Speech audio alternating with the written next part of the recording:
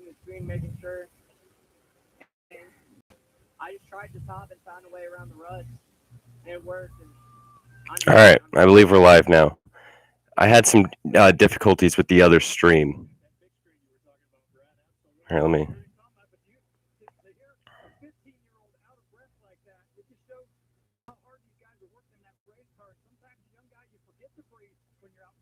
All right. So is everyone getting in here? Turn up the volume. I had difficulties with the other stream getting it started, and then now we're. Everyone hear me? Gotta go to the. All right. So that's up. It's up. I'm just checking my phone, see if everything's up. We're live.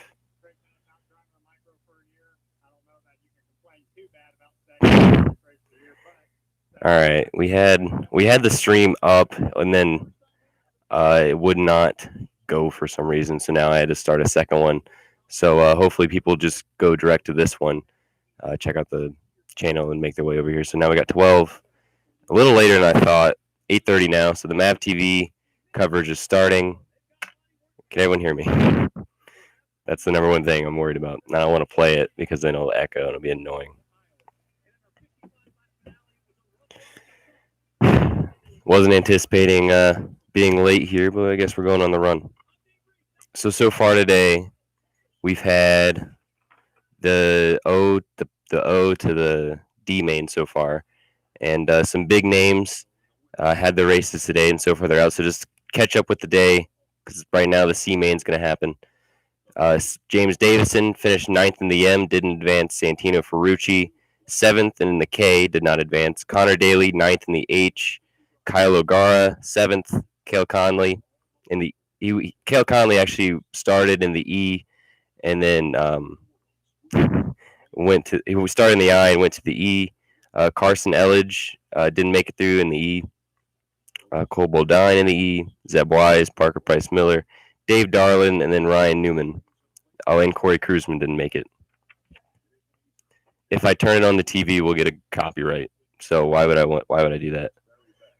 I wish I could. If you don't have MavTV, though, I'm going to try and keep everything up to date, because I know a lot of people don't have MavTV.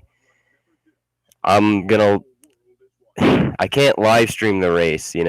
MavTV, a lot of people work hard to bring this race. I'm not just going to basically steal their coverage to my YouTube, I wish the lighting was better, but my light that I use for the videos, I don't have enough outlets. Quite honestly. But yeah, I would live stream the race, but I'll keep you up to date on what's happening, and I'll try and keep my volume up a little bit so you can hear it in the back.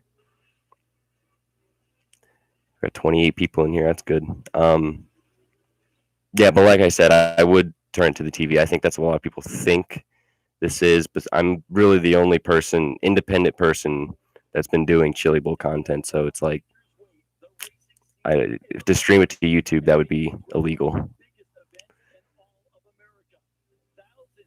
But MavTV is the only. They've been doing the Chili Bowl for like 3 or 4 years now, and we're pretty lucky to have them doing the coverage. So I wouldn't want to mess with that.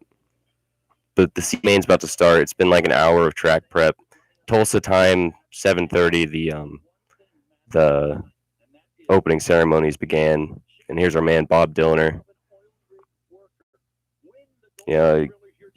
Secret here, though. If you get Fubo TV, I might lose viewers here. If you go to Fubo TV and start a free trial, you're welcome. But I actually happen to have Fubo TV. It's like a $5 extra a month for the adventure package that gets MavTV. So for 1 month a year, I get the adventure package to watch the Chili Bowl. Andrew Brodsky, I don't know if I pronounce your last name, from Florida. I'll be seeing you next week, bro. It's going to be good. But now we're just waiting for the C main. Man, it's been an interesting week, man. Starting out, Cannon McIntosh, then the Kyle Larson, day 3 with Rico, and then Christopher Bell and Tanner Thorson. I think all those guys, they definitely have a shot tonight. They're the They are the main topic of the night. It's going to be Keith Coons Motorsports, all of them guys, versus Christopher Bell and Kyle Larson. Which Kyle Larson actually last year. This isn't his technically not really his first year being away from Keith Coons, because the last 2 years it's been a Keith Coons car, but it's really been his dad's team. So I guess Kyle Larson does, but I mean Christopher Bell, he went to the Tucker Boat team, so I mean he's in a totally different area right now. But yeah, we're 5 minutes in. 8:30. A doesn't start until 10:30, so C main about to go on. When does the C main actually start? I'm gonna look that up. Oh yeah, Thomas Meserol. He made the A main on, I believe, Thursday night or Tuesday night, one of those nights. But bro, yeah, I'm using the Xbox mic trading. Yeah, go subscribe to DK Media without a space. If you look up DK Media with a space, you won't find my boy. But anyways, what was I saying? Oh, Thomas Meserol, he had to fly away from Tulsa to deal with some court case, and his flight got delayed today, and he didn't know if he was gonna be able to make the race tonight. I'm probably gonna have to repeat this a lot. I know I'm just gonna take it as it is. It's for one, it's illegal for me to show the actual race. I'm sorry, it's just my face. I know it's disappointing. I've heard that a lot. But that's legal. I'm gonna try and keep you up to date. Thanks, Drayton. But I'm gonna try and keep you up to date as best I can. If this is your last resort of watching the Chili Bowl, then yeah, GT Rain's been scammed. That's my boy Chris. But yeah, Thomas Meserol, he made it to the Chili Bowl. He's in the A. He missed the pole draw because he had like a flight get delayed a bunch of times. Finally had to get a new flight, and then ended up finally making it. Barely had to get a police escort to the Chili Bowl from the Tulsa airport.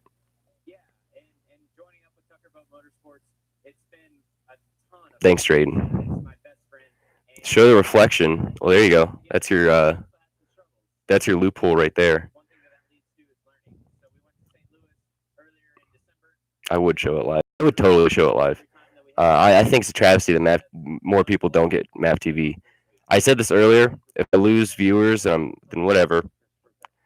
If I lose viewers, then whatever. But if you get a free trial for Fubo TV, then I think that'll work.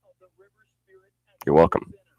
But yeah, I'm sorry, Larry. I love the username. I love that you said that. You with that username. I'm so glad you said that. I just had like the real Larry McReynolds, like the broadcaster. I had him in my head saying that. Oh, that brings me joy. But yeah, these freaking commercial breaks. It's gonna take. It feels like it's gonna be forever until the C main. I've waited all day for this race. We're gonna get. So let's basically go over who's gonna be in the C. If I can find it. I came prepared, but not this prepared. Oh, or I could go over the pole dash results first. Tanner Thorson won the pole dash. Christopher Bell finished second. Larson third. Then we got Rico, Jonathan Beeson, Tyler Courtney, Colby Copeland, Cannon McIntosh, and Ryan Bernal. And then Thomas Meserol got put into 10th because obviously missed the flight. Oh, that's good lighting for once. With my phone. Good lighting. I've already went over who missed the race. Oh yeah, Brad Sweet missed the race. He missed the transfer spot to the C. He finished 9th, and if you remember, he led a ton of the race in his prelim night, and then got taken out by. I was informed that it wasn't a lapped car, like I thought it probably was. It was one of the guys someone ahead of him basically pulled a slider, and then got taken out. Chili Bowl stuff. I wish I had some rice. No, the race is. I'm sorry. The bird has landed, still taxiing down the runway 32 minutes ago, and he's going to be police escorted to the race. going to make the A. Oh, 13 minutes ago. Boom, he's back. T-Mez. Boom. You got a cop car ride to the Chili Bowl. If that's not a way to start your night. Bro, I'm sorry. I can't show the race. That's illegal. How many dislikes is this video going to get? Or this live stream going to get? Who knows? I'm not saying that, Drayden. Oh, yeah. Shout out to Joe Aurelio for being an OG. And while I respectfully disagree of his opinion that the Chili Bowl sucks, he is entitled to his opinion. But Joe gets a shout out regardless because Joe Aurelio is the man.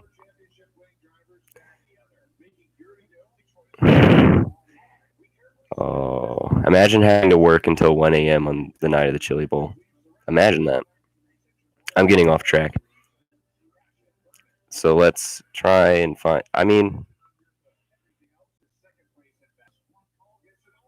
So I know some guys who are in the C main. I literally have a stack of notes from the videos throughout the week.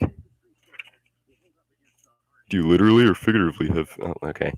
Aaron, that's the B main. I had some. No, I don't. I realized it. I'm more excited for the B main. Thanks, Jesse. That's the motivation I needed tonight. That's the motivation I needed tonight. Thanks, Jesse. For all people in here now, the download in the chat is Andrew, DK Media, GT Rain. Those are all guys I'm friends with. I said usually because they're gonna say we're not friends now. But those are guys I usually run with at the track. So don't take their comments seriously. Yeah, MavTV is literally. It came right after Speed Channel left, so I don't know the exact. Oh, and Noah. Well, Noah, you haven't commented in a while. I'm sorry. Noah too. And I'm sure there'll be more in the chat throughout the night. But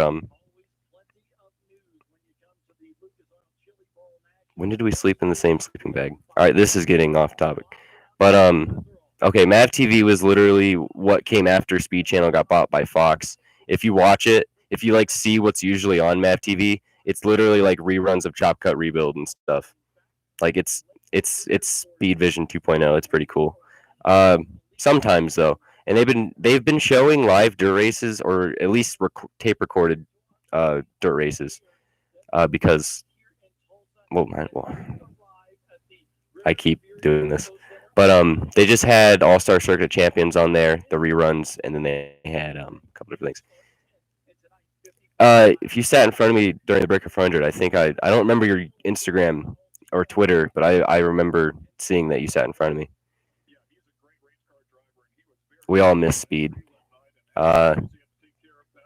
Thinking of Speed, just to put it out there, just made me think of Bob Varsha, and just a quick shout out to Bob Varsha. If nobody know, if you probably know by now, but if you don't, Bob recently has been diagnosed with a form of cancer, and Marshall Pruitt started a GoFundMe to support Bob Varsha. So if you want to support Bob, that's out there. That Speed Vision, I just thought of Bob because actually we did a podcast. We did two episodes of our podcast, the Rain Race podcast.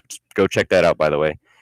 We did 2 episodes with Bob because he was nice enough to do it. Just overall great person. Bob Varsha, just the best. Yeah, he was on the podcast twice. I just said that. I still love you though. Should have a dirt racing only channel. It would be a hit. I do agree. We should have a dirt racing only channel.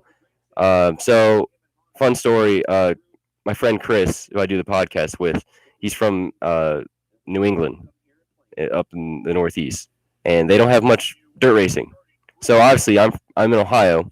I'm as Midwestern as it gets. So I go to dirt races. I've been going to dirt races since I was like 8. So like dirt racing is just a thing. But like if you go up there, they have no idea. And I think the reason for that probably is because we don't have more dirt races on TV. So, I mean, another reason, if you're wanting this, why I won't show the race on MavTV is it's like I have just it's also a respect thing. I respect a live dirt race on TV too much to just steal the content. It's not often at all that a race is on TV. Sure, Matt, not a lot of people get MavTV, but yeah, you found the race on TV. There you go. We have chicken fights where I'm from. Yeah, because you're neighbors with Michael Vick. That was bad. That was bad. Did she really?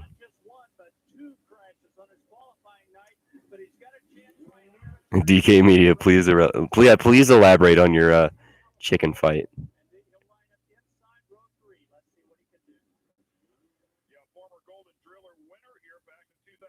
Michael Vick on the beat.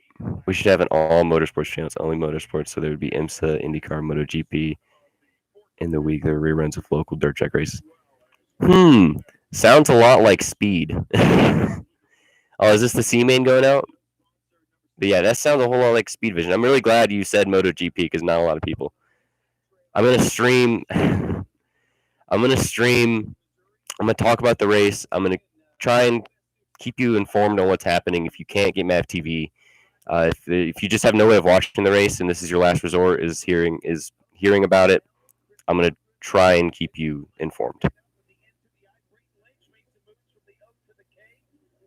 I've done live with MavTV for mini sprints at East Bay and respect what I respect what they're doing too. They've actually existed longer than I expected them to.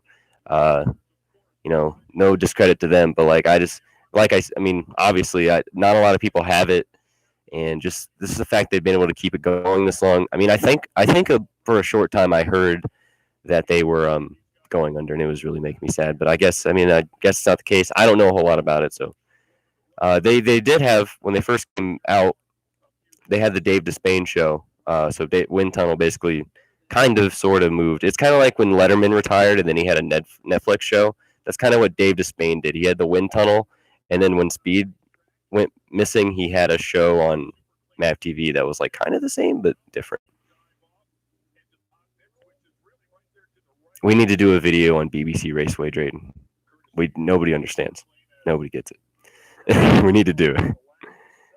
Yeah, MotoGP is on beIN Sports, which I just recently switched to Fire TV, and so through Fire TV, I went to Fubo, which is the service provider, and they have beIN Sports, so I can watch MotoGP again. But okay, here's the all-time race winners on the screen: Sammy Swindell with 5, Kevin with 4, Christopher Bell with 3, which he's just gone 3 straight the last 3 years. So we'll see if he can go for 4. Rico 16 and 15, he's got 2, and then Tony Stewart, Corey Kruseman, which, if you don't know who Corey Kruseman is, remember that time Haley Deegan went and drove wingless sprint car? That was the Corey Kruseman driving school. So put the puzzle pieces together. I mean, yeah, that's pretty cool. Been in it a while. That's illegal. I'm going to just repeat this every 10 minutes. It's illegal for me to show the broadcast. I'm sorry. I'm genuinely sorry. I do got to go to the BC 39 one of these times. So this year when I did the Brickyard 400, it was just like a one-day thing. I left at 4 in the morning, and so I didn't go to the weekend. But the C-Main, this is C-Main 1, about to begin. So until the B-Main, I don't really know as many guys that are running in the C's. I know Chase Briscoe's in this. I see C-Main is going green. Green for the C-Main. Clean through turns 1 and 2 so far. Still clean in 3 and 4. Doing good. Ooh, someone. Yeah, that's Chase Briscoe in second. In third now, I believe. That's a transfer spot. The top 7 advance. Oh, a new ticker. Oh, we got a yellow. Who was it? Yeah, Chase Briscoe's in third. Gio Scelzi in 5th. Ricky Stenhouse Jr. is in 16th. The top 7 advance. If there's any drivers that you guys want updates on, just let me know and I'll shout them out. I'll tell you. My grandparents live next to Chase Briscoe's parents. You know what's funny? When Chase Briscoe first appeared, my first thought was Ryan Briscoe. And that Ray Hall Fanatic 15 dude is just don't like him. If you got nobody else understands. My name used to be Ray Hall Fanatic 15. If you don't know, what are we doing? All right. Yeah, I do need to go to the BC 39. I just read that again. Yeah, we got a yellow. Looks like we're just. And it looks like we're about to go green. Maybe one more. Yeah, one more. Guys are still walking to the infield. So we got the 25P, the 97, Chase Briscoe in third. Since it's a C number one, I don't really know as many names here. Once we get to the B and the A, I'll for sure know some names. You know, what's been fun about this week and all the videos I've done is I've learned a lot of sprint car drivers' names and who they are. Like if you would have asked me last week who Thomas Meserol, I would say I have no clue. So I mean, yeah, that's been a very good. So we're green now, onto the back straight, 3 and 4. I'm gonna learn these. That's Bo's plug. If I murder names, let me know. I'm sorry. Bo. See, Bo's plug. Brown and Briscoe. 84 of Gio Selzy and the Pristine Auctions 84. That's a Boat Motorsports car. The transfer spot right now is Gio Selzy and the 72J of Johnson. Battle for the lead right now. It's kind of one of those moments where you just kind of want to keep clean. 15 lap feature, we're in 5. Well, it's the C, not feature. It's kind of one of those moments where these leaders don't want to battle too much. Like, I mean, it's just, you just want to make it to the B, which I guess it's a higher position in the B, but so much can. Oh! The 72 of Johnson goes around. He tried to pull a slider on the inside of Gio Selzy, and I don't know what he was thinking. He was going under the white line there on the berm. Man. I mean, Gio was obviously running the pole there. Like, he was committed to the bottom, and he still tried to go under him. That was foolish. He fell back pretty far, too, because I think it's not looking up for him. And Chase Briscoe is still he's in a Chase Briscoe, for all you NASCAR fans, he's in a good spot. He's running third now. He's contesting for second. He pulls a slider, and he's up. And Buckwater's going to bring it back into turn 1 and 2. Looks like Buckwater just ran the middle there and kind of blocked Briscoe on the high side out. That was rough. Yeah, now they're both running the top. Briscoe's have to try a slider. He does it. He's going to make it. Buckwater's coming back on the bottom. This is great. This is great stuff. And now they're both going to run the Buckwater's kind of in the middle, blocking Briscoe out. Gio Selzy right now creeping up in 4th. Now the transfer spot is Johnson and Bosflug. How do I pronounce Bosflug? And that's the transfer. I mean, he was the leader. Now he's falling back to 6th. If he's slower than these guys, then he's definitely going to create a buffer for the transfer spot for Johnson. And another slider for Selzy. Buckwater going back to the bottom. In the meantime, Selzy got by Briscoe and Buckwater. Wow.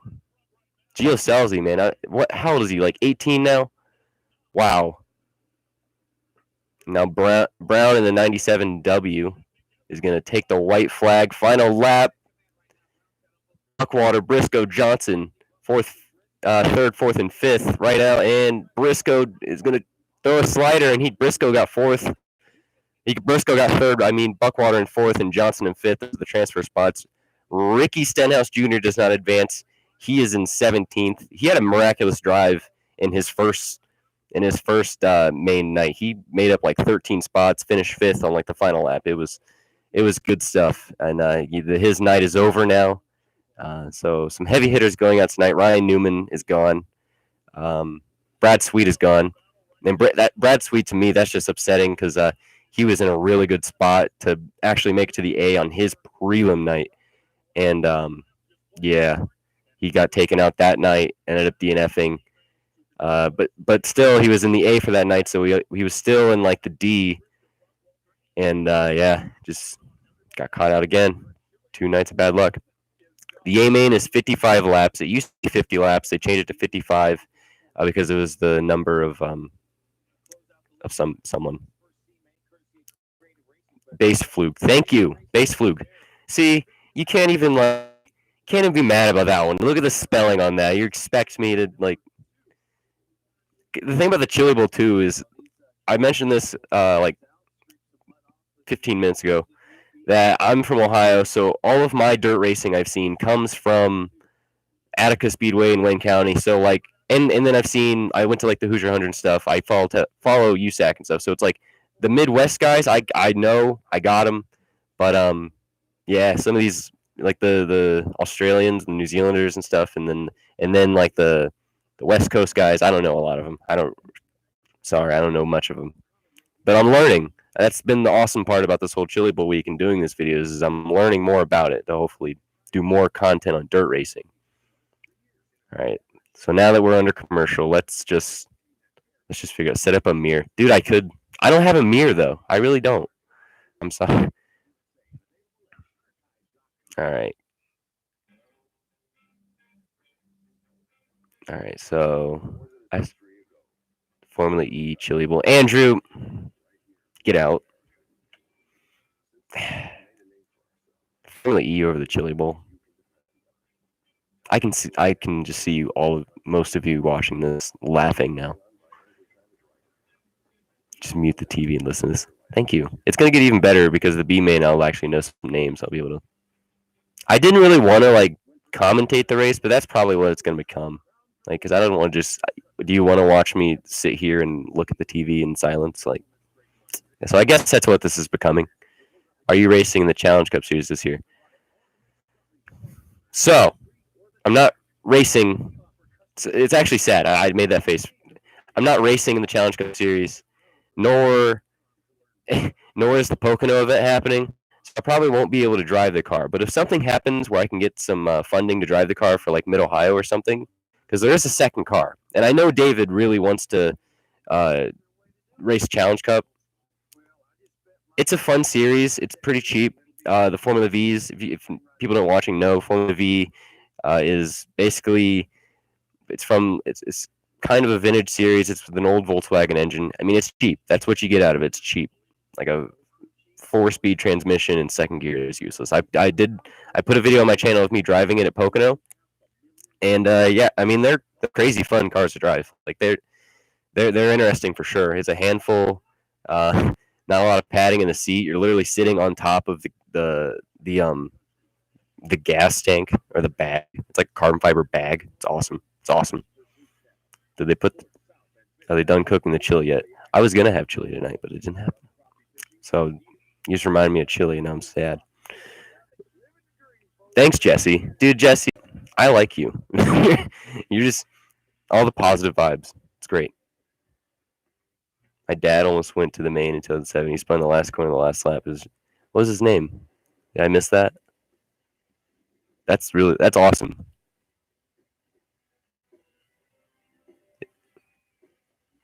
I mean, just making the thing about the Chili Bowl, it's awesome, is that like 300 plus entries per year. So it's like just making the A. And another hidden fact about the Chili Bowl is they keep the purse for the race under wraps, but it's for good reason because it's only like $10,000. You would think a big event like that is huge, but $10,000. So I mean, if you come and do the Chili Bowl, the purse is going to be nothing. You're going to make no money off the event except for merchandise. Actually, I bet Kyle Larson makes a killing at the Chili Bowl. Besides the point, though, you don't get much in return for the Chili Bowl. I understand that. Yeah, I was gonna say you don't have to say the last name, but I thought about that right after I asked the question.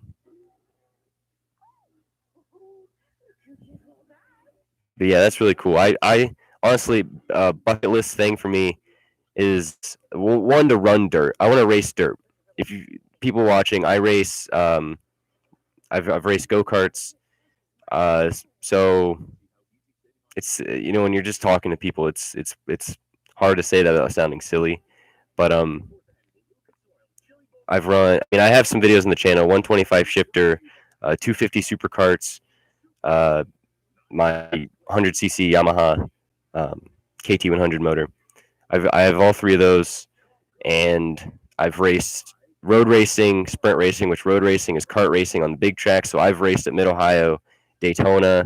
My first race ever was at VIR, and yeah, I've done all this Chili Bowl content. I'm doing a thing with the Chili Bowl, but I'm like also a road racing guy. But that's my point. Is I love dirt racing. It's hard to go from asphalt in like my whole life. It's been karting on pavement and stuff, and so I don't want to go get like a 4-cycle motor and go run in someone's backyard. My first step I'd want to do is probably outlaw karts, but again, that's a bunch of money. They're not as prevalent in Ohio as they are in say like North Carolina, so it'd be really hard to do.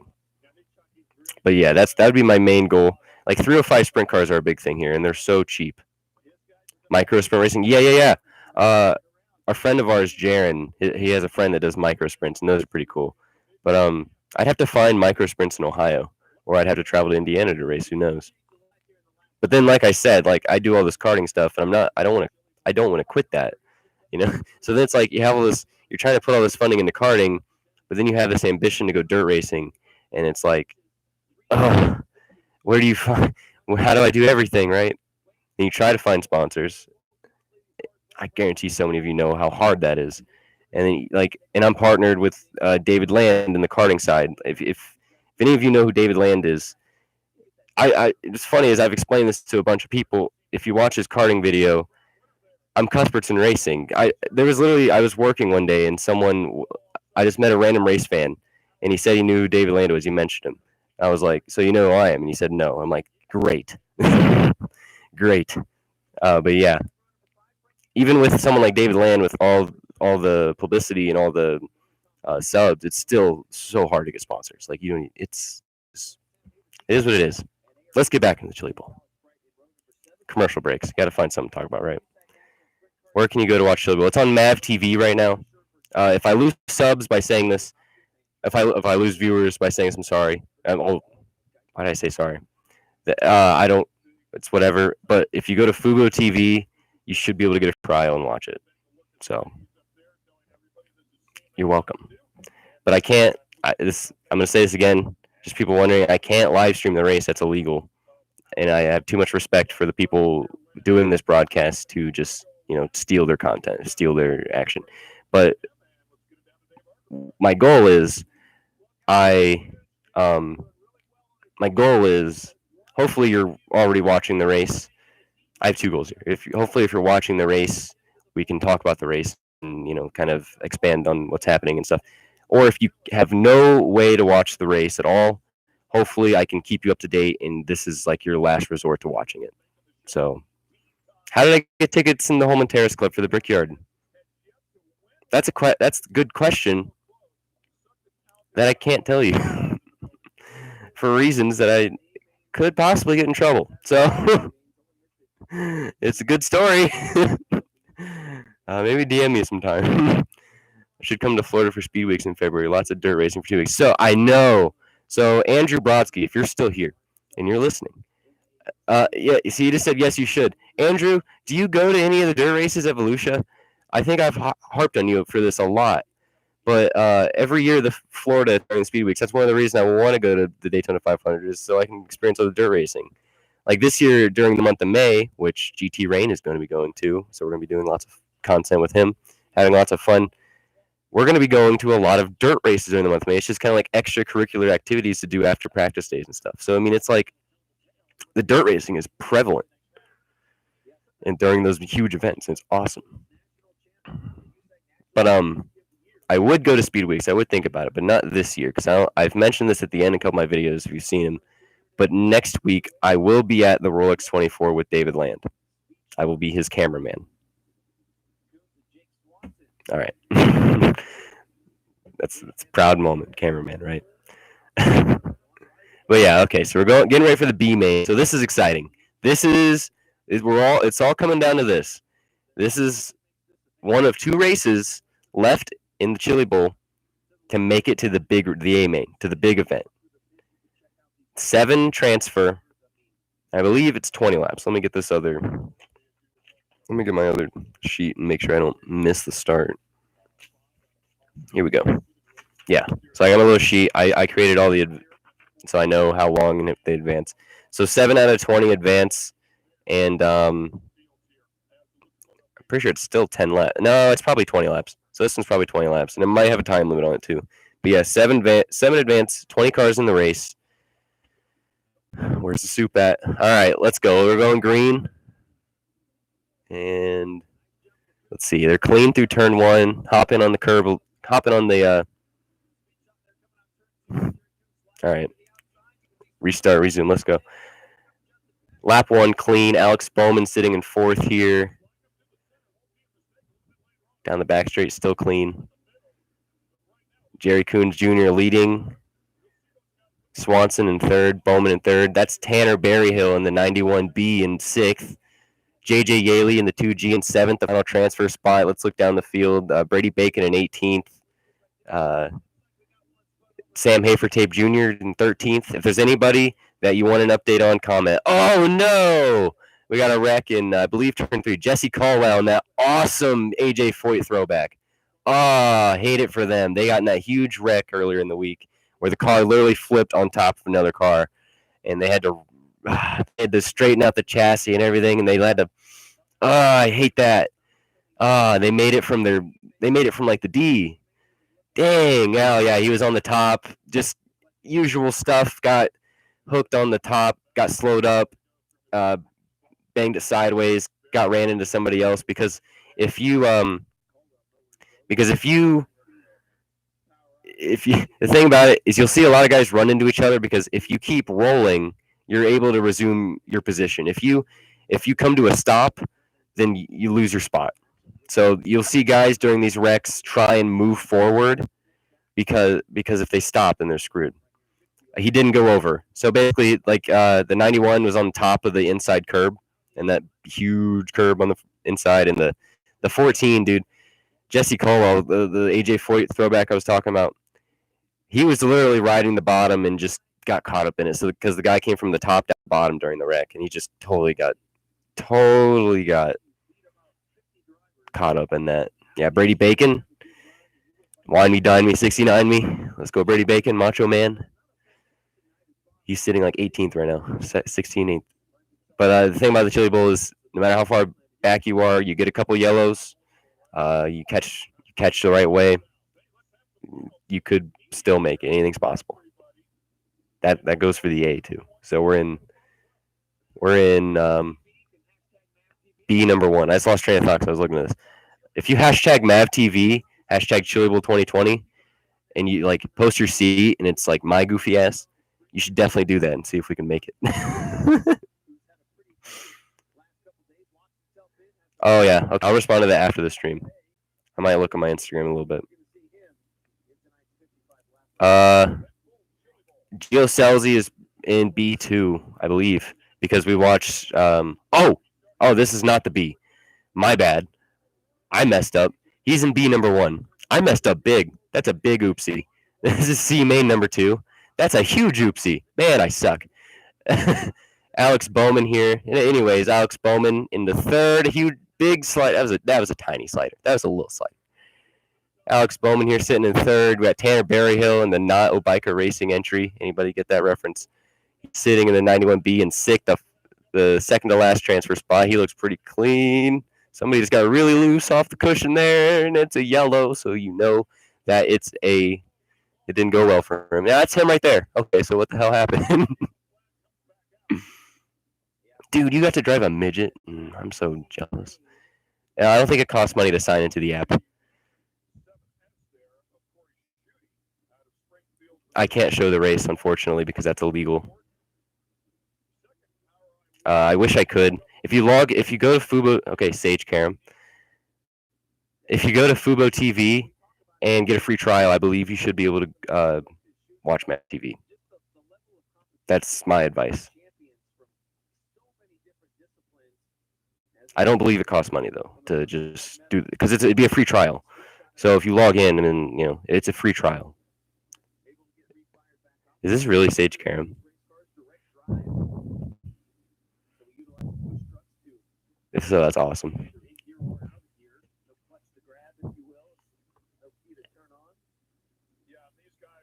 Oh yeah, so we got okay, that's fun. That'd be fun. So we got the we have the Chili Bowl flip count.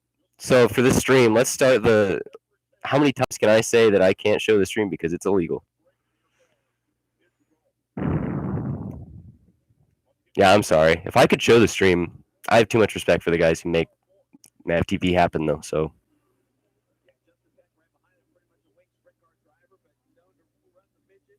Okay, so the free trial doesn't mean it costs money.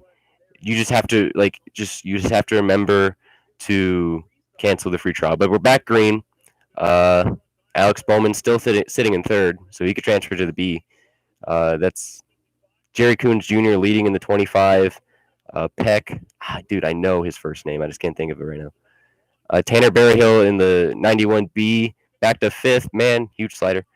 JJ Yaley in the 2G in sixth. He's in one of the transfer spots. The 08M of Miller. Oh, that's Carson Elg's teammate, I believe. Oh, man, huge. Oh, he hits the cushion. Two wheels. He's back rolling. He did not wreck. Oh, that was the 08. That's the transfer spot, though. That's going to cost him big. These guys are trading it on the top lane right now. They are trading spots on the. Oh, there is no grip in the middle of the track there. You can see how rubbered up it is. Man, this track is slick. Oh, boy. Two cars at the same time on the cushion just two-wheeled it and bounced over the. Oh, he does it again.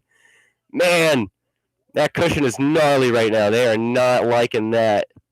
The 47 in the 08M, they're still bouncing on the cushion. This track's going to need work. See, this reminds me of this is the perfect Chili Bowl. This reminds me of 2018. They cannot run the bottom. There is no grip on the bottom. They're having to fight their way on the top. There's a pile up in the back. Don't believe it's a caution. Lap 12 out of 15 right now. Man, I don't believe they wrecked there, but man, there is a pile up. There's the yellow now. Yeah, the 25 that they were just showing. Man, he had to get on the gas to avoid that one. Three cars involved. The 1991D is that. That's Tanner Berryhill. That is one of the guys who was in a transfer spot in the 14X of Hopkins. That has to be the 91 of. If it's not, I'll let you know. But that has to be Berryhill. That sucks. Oh yeah. It's that Berryhill though. But yeah, oh man. Like I said, the bottom has no grip right now. So anybody trying to run the bottom is just going to slide right back to the top. And when they slide back to the top, who knows if they're clear. And that's how the Chili Bowl's been for a long time. And the track's getting to its slick point. I think once they redo the track for the first B main, you're going to see the bottom work again. But then by the second race, it's just going to get slick again. That's what you're going to see in the A main. Is we're going to get like 5 laps in, the track's just going to be crap. I don't believe that is Tanner Berryhill. Man, yeah, because I couldn't see the B because the tank. That's Tanner Berryhill. Yeah, he was running 5th. Man, heartbreaker for Tanner Berryhill. Man, he cannot catch a break. Oh, I hate that for him. I liked him as a Nationwide Series driver back in the day, if you guys remember that. He outperformed in that car, and nobody appreciated it. And then so I've noticed him in the Chili Bowl a couple of times. I don't think he's ever made an A that I've watched. I could be wrong, but man, that's a heartbreaker. He was in a transfer spot to the B. Man, so Jerry Coons Jr. Oh, dude, that was Coons. That was Jerry Coons. Okay, so yeah, so the car that narrowly avoided this was your leader. Wow. I'll get to the questions after the break. I'm going to try and not get distracted. I think that's one of my main problems so far that I've had. But yeah, okay, so caution. And by the way, Jesse Colwell and the AJ Foyt car got back out. I don't know if they lost any laps or not. We'll believe we're going to go back to the green, if not one to go. And when we go back to green, it's going to be like a 3-lap shootout. Yeah, the 2G of JJ Yaley still in the mix here. He has a shot to make the A. He's done it. He's been good here. He's been really good here. Man. This event, you just cannot say enough about this event, dude. It's so good.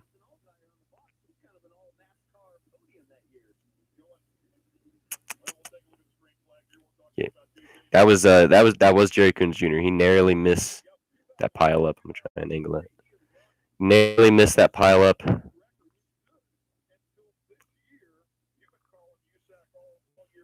Okay, there's another. Okay, we might be going green.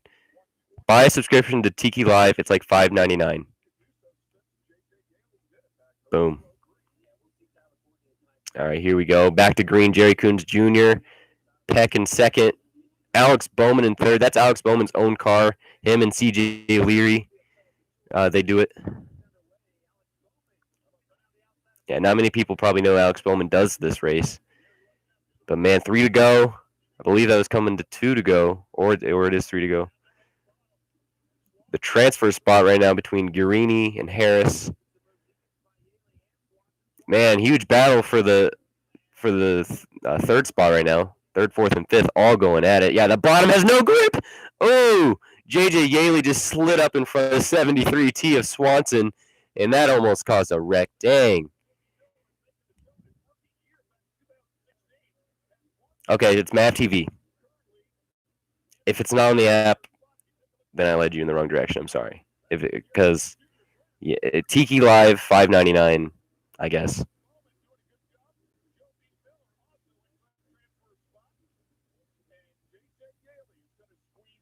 Yeah, okay, so the transfer spots. Jerry Coons Jr., Alex Bowman, it disappeared. But J.J. Yaley, the OAM, yeah. Okay, there we go. Jerry Coons Jr., Alex Bowman, Justin Peck, Joby Miller, and J.J. Yaley. Oh, yeah, C-Main's only 5 advance. I'm making big oopsies tonight. Tom Harris in the 97K. That's, correct me if I'm wrong, but I believe that's one of the Keith Coons or the, okay, so big, off track. Jesse Colwell, Sam Hafertape Jr., Brady Bacon, and Tanner Berryhill. Some big names not making it. Jesse in 11th, Sam in 13th, Brady Bacon 15th, and just was not their year. 34th annual Chili Bowl. All right.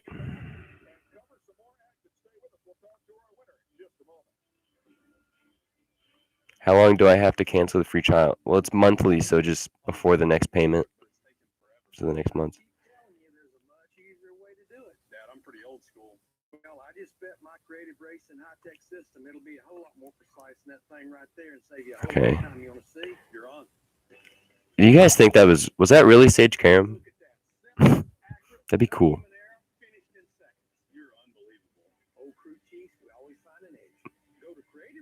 I need a sign behind me that says I can't show the stream because it's illegal. Justin Peck. I wish I would have seen that during, but thank you. Justin Peck. I knew his first name. I just couldn't think of it there.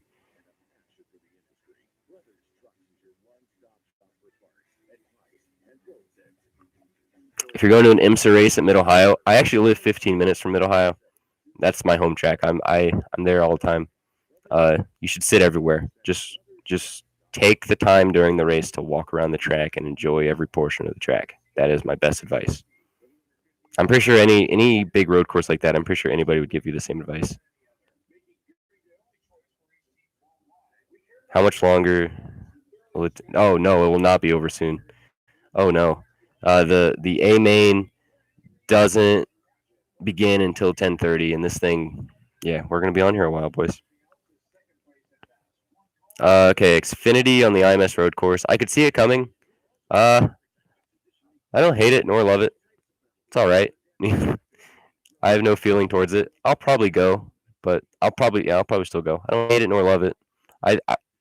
So it's weird when Nationwide, what it was then, first came to Mid-Ohio. I was psyched because I had always dreamed of seeing a road course NASCAR race, and then they came to the track that was 15 minutes from me.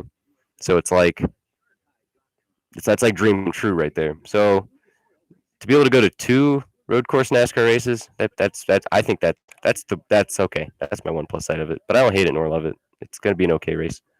The IMS road course is kind of bland. So I guess Fubo doesn't work. That's what I use, but I guess MavTV doesn't come with the free trial package. Yeah, but you do have time to get Tiki Live. Yeah.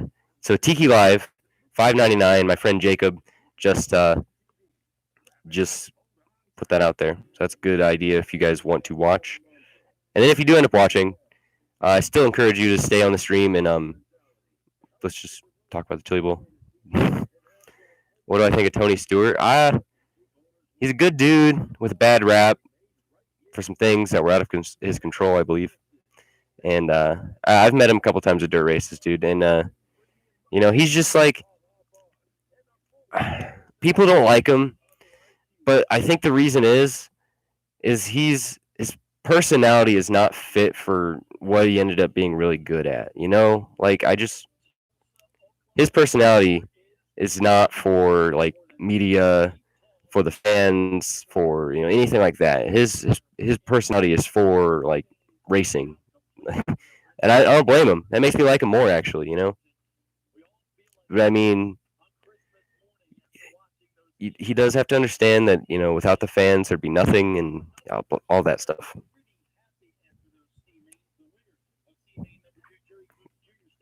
Had to find my drink.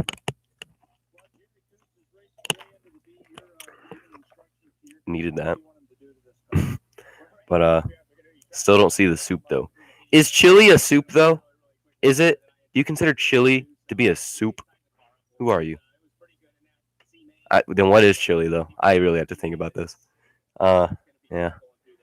Oh yeah, another hour. This isn't going well.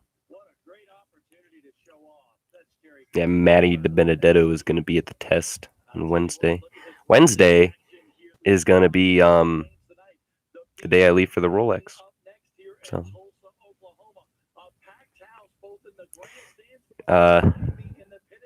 sorry to hear that. Friend was Kevin Ward Jr. I'm sure he was a good dude. I wish he was still with us. It's just unfortunate things happen, This isn't a podcast, but shameless plug. I do have a podcast called the Rain Race Podcast. It's one of my favorite things in the world. You should definitely go check that out. We just did a video for a podcast. Really, we just did a episode with Andrew Marriott, a former F1 slash just sports car commentator, pit reporter. I didn't know who he was at first, but it ended up being one of my favorite episodes that we've ever recorded. So go check that out. We've also done episodes with Ricky Taylor, Zach Feach, Bob Varsha. I mentioned that earlier. And Dion Vamolka, another guy in sports cars. But yeah, I would do more like dirt racing content on the Rain Race Podcast. But dirt doesn't race in the rain, which actually it would be ironic because there's been so many rainouts last year. But so now I think about that. But I would do more dirt on the Rain Race Podcast. But yeah, my colleagues don't watch as much dirt as I do. So here I am. Okay, so roughly the A main is going to start at 10:30. How is USC 246 going, Angel? I'd love to hear it. Is chili a soup or a cereal? Well, what clarifies a cereal versus a soup? Shout out for Azra. Oh, shout out Azra all day. The Azra is the American Sim Racing Association, and you should definitely go check them out on Instagram. I've raced it a couple times. It's usually a Forza 7 / Project Cars 2 league. So if you'd like to compete on Xbox One, go check it out. Or if there's enough people on PlayStation, I guess they could expand to PlayStation. So I mean, whatever, Azra. I mean, it's done. It's ran by my friend Drayton and by my friend Andrew. They both kind of work together. Drayton does most of it, but Andrew sorts a bunch of the races and stuff. And it's awesome. It's an awesome series. I've been in a bunch of sim racing stuff. I need to get something to be able to record gaming videos, but I mean the gaming videos are so oversaturated now that I feel like it's just like everyone does it. Thank you. I'm blown away. Australia, that's awesome. Glad you're here. Yeah, I think the Chili Bowl is something that definitely I'm surprised that more people on YouTube haven't gravitated towards it. Because I kind of noticed that I'm the only independent YouTuber kind of doing this thing. So I definitely want to do more stuff like this. I'm doing stuff on the Rolex 24 and IndyCar too. So if you want to keep this train rolling, subscribe. It's going to be awesome. We'll be working together with David Land and doing a bunch of cool stuff in May. Going out to the Rolex 24 next week to be his cameraman. Me and him. He actually just texted me. A little inside scoop. He just texted me. little inside scoop. If I said let's race in Baltimore, you would say. I just said why. So yeah, David Land talking to some track promoters in Baltimore right now. So yeah, he's always getting stuff done. He's always doing stuff. I'm always getting random texts from him. I'm always randomly texting him.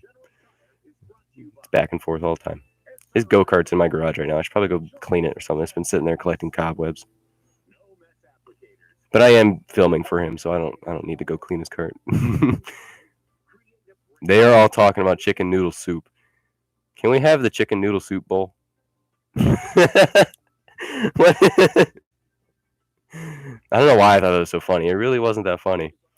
I'll definitely hit you up with the Rolex. Just send me a DM, Race Nation TV. You know, you can comment on however you feel to reach me. Just do it. It'll be awesome. I'm in Ohio. About 15 minutes from Mid Ohio. I'm gonna be that bold. I'll be that bold. I'll tell you that. Because I pretty much told everybody I'm 15 minutes from Mid Ohio. But is that true though? Because like on some days I could be like 20 minutes away. So yeah, my main tracks, Wayne County Speedway is an hour away. Which can we use this time to talk about how bad it is that Wayne County Speedway is not on the World of Outlaw schedule? That's such a great track. It's so underrated. Attica Speedway, their World of Outlaw event got rained out, which I was at. I've had bad luck with rainouts, but yeah. Just got Tiki Live. That's awesome to hear, dude. Awesome to hear. If anything, this live stream, I mean, I'm going to repeat it again. I can't show the race because that'd be illegal. But if this live stream can do anything to help help put people in the right direction to watch the Chili Bowl, to keep up to date with the Chili Bowl through the live stream, then that'd be good. That's a win for me.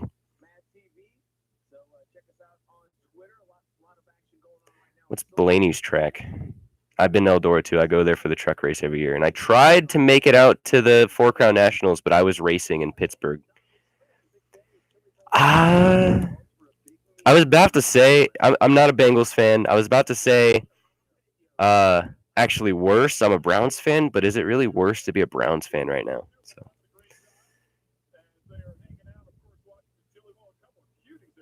I still need my first win in ASRA, the American Sim Race Association. Go check them out on Instagram. Go do it.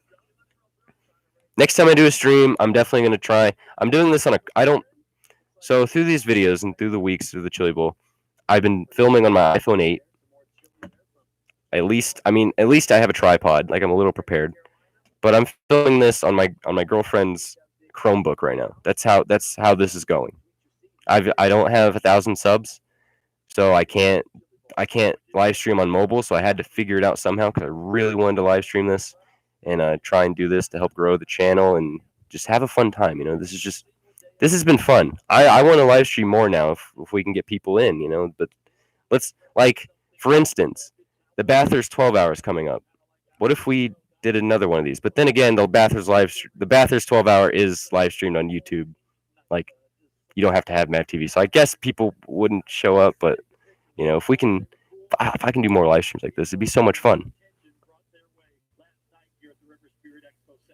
See, my brother works for Spectrum, so I have multiple ways through experience. I have so many ways to try and get races.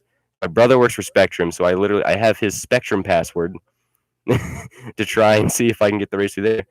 But through the Spectrum TV app, he had MavTV, but there were certain channels on the app where you had to be connected to Spectrum Wi-Fi to watch it, and then that was MavTV. So I mean, that was that. So I had to pay like $5.99 to get the adventure package for Fubo. Yeah, definitely email. I'll be down to compete in a NASCAR fantasy league. That'd be cool. We get a couple people on it. That'd be sweet.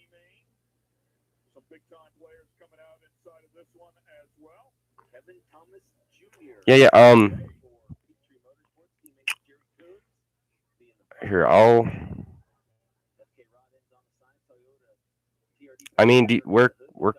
where can I contact you? I'm gonna write your name down so I don't forget, and then I'll see. But I'm mostly, you can mostly here's okay. I wrote your name down, but you can reach me through at Race Nation TV on Instagram, Twitter, Kyle Cuthbertson on Facebook. My name's Kyle Cuthbertson. Or you can like comment it on one of my YouTube videos and I'll see it. You can just my email. It's still rayhallfanatic15@gmail.com. So there's that. Dude, Lucas Oil Racing TV is $99 a year, and they don't have enough. Do they show All Star Circuit Champions or World of Outlaws? That's what I'd want. Okay, I'll keep that.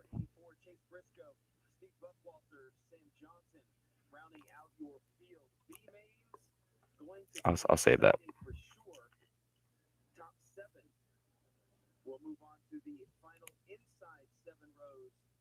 That's awesome.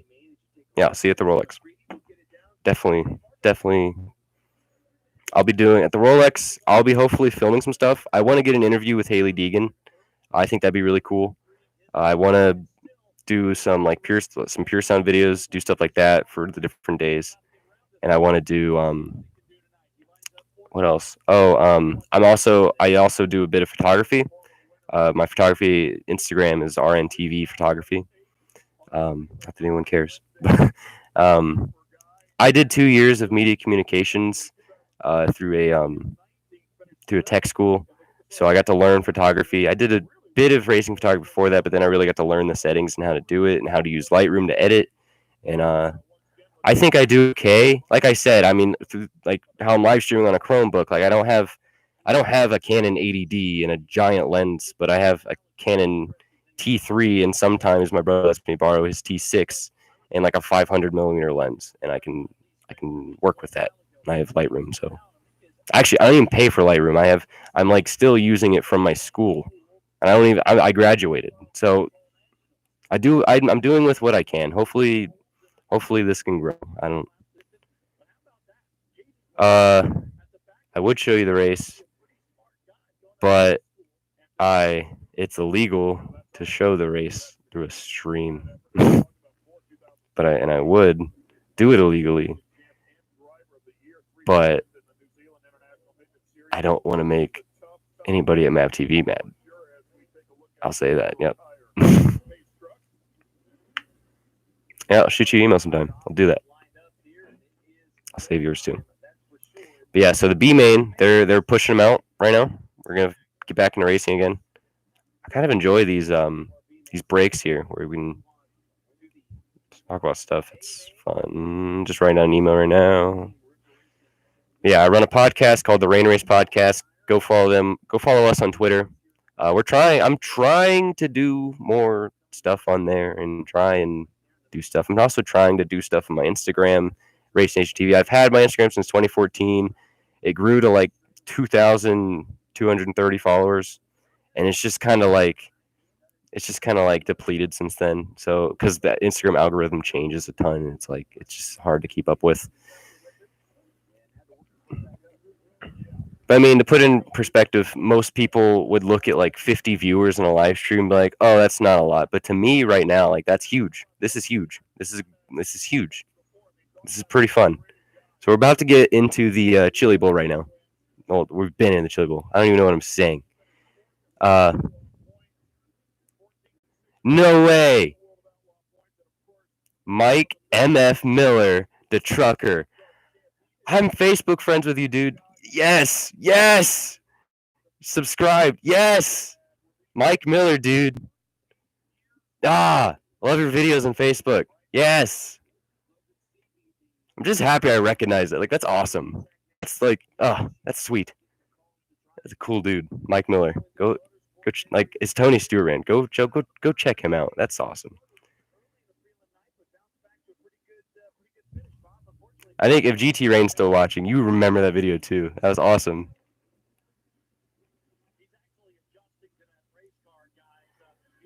Oh, sweet. I've heard it. Remind me what state that track's in. Remind me. But I've heard that name a bunch of times. I'm not lying. I guarantee you. We have a sprint car in Syracuse. Oh, okay, so it's probably there, right? Yeah, I'm dumb. Jason Barney. That's sweet. Yeah, that's sweet. That's awesome. Yeah, I have my passport now. There we go. Yes! I have my passport now, dude. Okay. That'd be fun. I kind of want to go to like the Toronto IndyCar race and stuff now. I had to get a passport so I can go on vacation last year. All right, so they're doing the little with the warm up laps. Aaron, I think that's Aaron. That's probably Joe Selzy. Actually, I look at it. There's Did you guys hear that? Chris Windom in the '89 NOS Energy car. How awesome is it that NOS Energy is putting all this money in sprint car racing, guys? That's awesome. The NOS Energy World of Outlaw Sprint Car Series, all of the NOS cars you see in the Chili Bowl and in sprint car racing, like the Ricky Stenhouse, the Sheldon Haudenschild car, the Ricky Stenhouse entry. Man, good stuff. The Upper State. Yeah, the Upper State. Absolutely nobody. Feminists. Those girls on that truck are. I'm not gonna finish that joke. I'm not gonna finish that joke. Nope. Family friendly. Chris Windom starting on the pole. See, there's names that I can recognize. Texas Spring, Martinsville Night Race, Pocono Double, and Phoenix Championship Race. That's awesome. That's awesome. That Martinsville Night Race is going to be awesome. Been waiting for that for a long time. And the Pocono Double, I'm thinking about doing the Pocono Double. That'd be cool. And I've already declared, probably not going to happen, but I've already declared if Jimmy Johnson somehow makes it to the Final Four, I'm going to Phoenix. That's how I'm willing to bet. That's how far I'm willing to bet that he doesn't make it. Is I will fly to Arizona on the spot.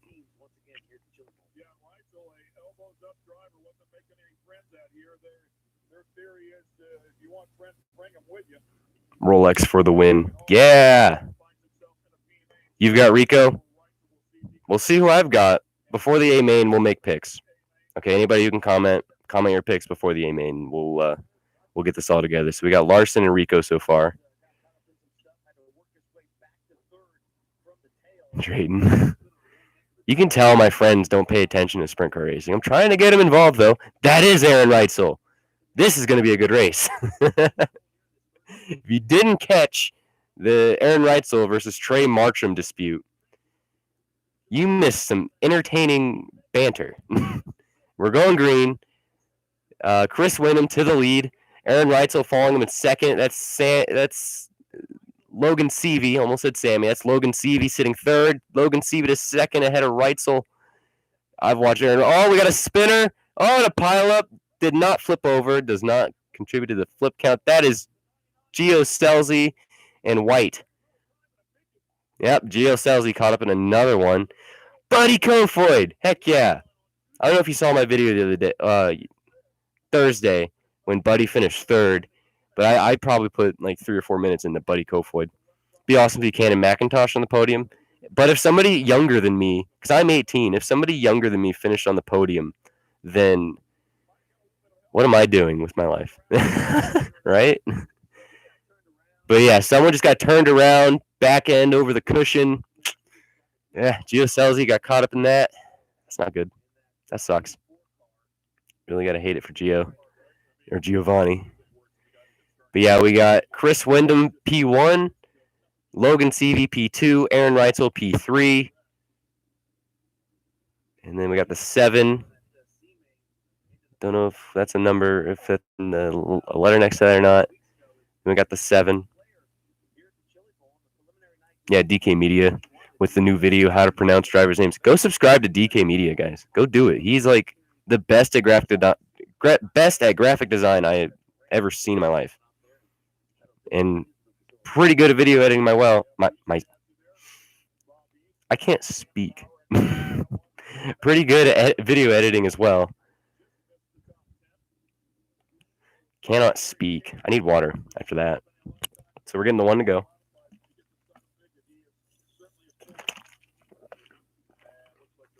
This is not that bright in person. Well, you know. Random thoughts.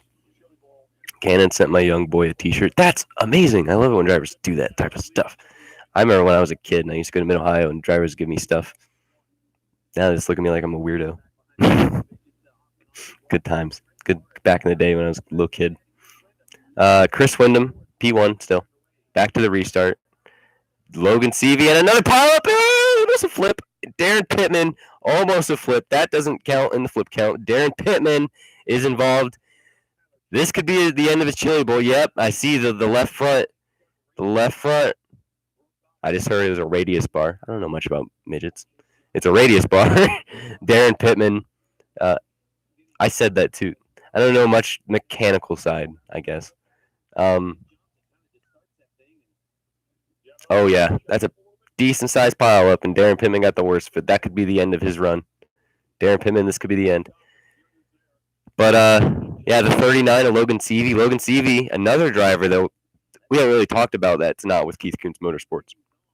He's with Swindell Speed Lab this year, and just what a great program Kevin Swindell has put together. Like that's awesome to see. Oh yeah, dude. So there was a pile up, one car spun, and then they basically like 3 other cars hit the back of them, and then it just so happened when Darren Pittman got to the back of him, it projected his car like upwards, and then he kind of flipped around. I didn't know the Blaney's owned Sharon. I didn't know that. There's so many like dirt tracks in Ohio that I lose track of. Like Atomic. I didn't know Atomic existed before like 3 years ago. Yeah.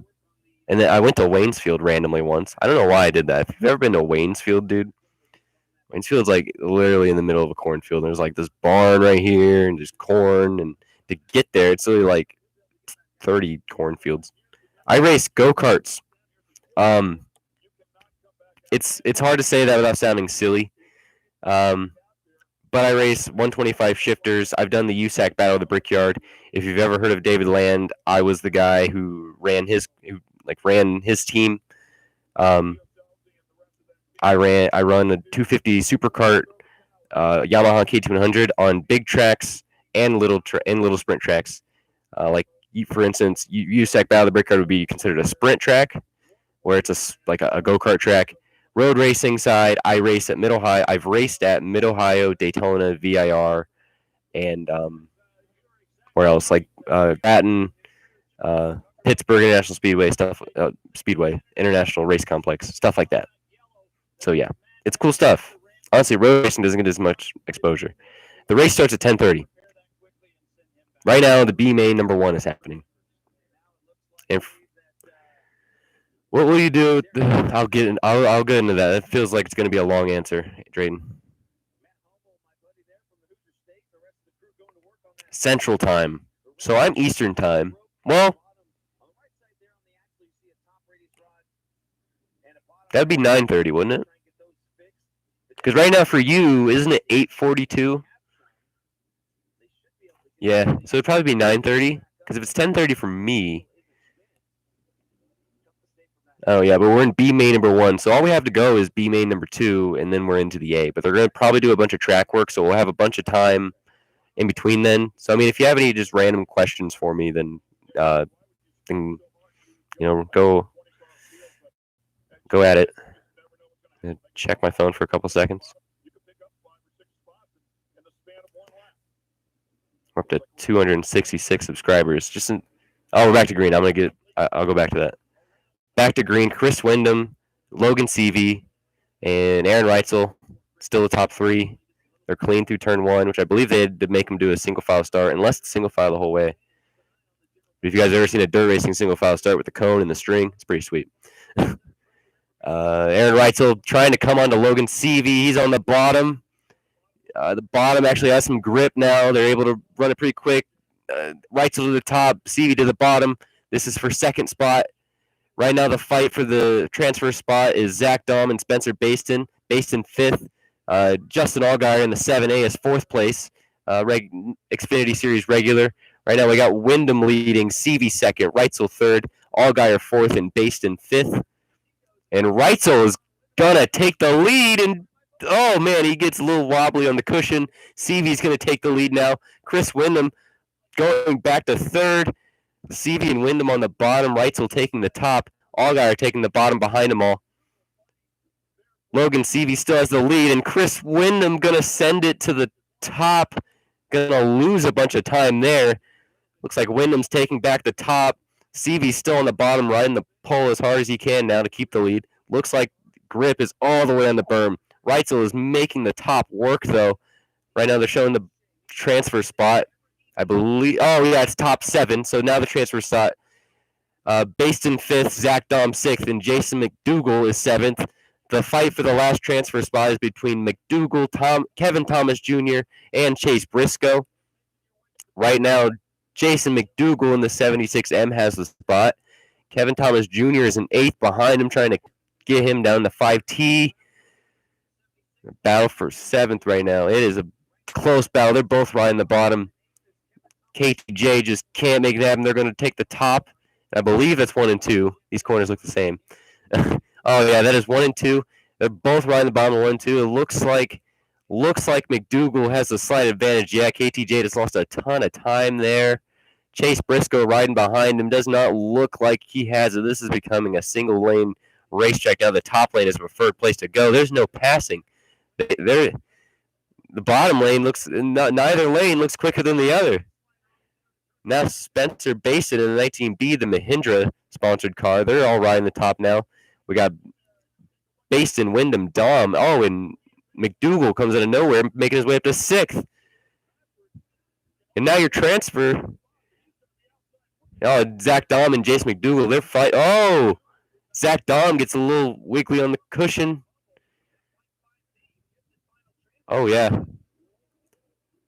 Kevin Thomas Jr. is going to catch him a bit, but he doesn't get it. He's not quite there. Oh, bro! KTJ riding the bottom a little too hard, goes over the berm, losing a ton of time. Pushing a little too hard, it seems. I don't know if Chase Briscoe got by him or not. I guess we'll see. It doesn't look like he did.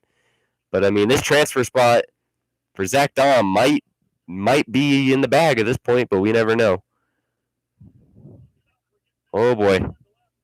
The 19B of Spencer Baston right in the back of all that. Oh, man, the cushion exiting turn 4 is just, crazy. They're hitting it. They're getting way out of shape hitting the exit of 4 in the cushion, man. McDougal riding the bottom again on the curb. Transfer spot still Zach Dahm versus KTJ. Looks like KTJ is about 8/10 back. Not quite there. White flag is out. Logan Seavey about to steal the B main win. Logan Seavey wins B main 1. Aaron Reitzel 2nd. Justin Allgaier 3rd. Allgaier makes his way to the A. Spencer Baston, Chris Wyndham, and Zach Dahm. People who do not make it. Chase Briscoe is one of them. Wow.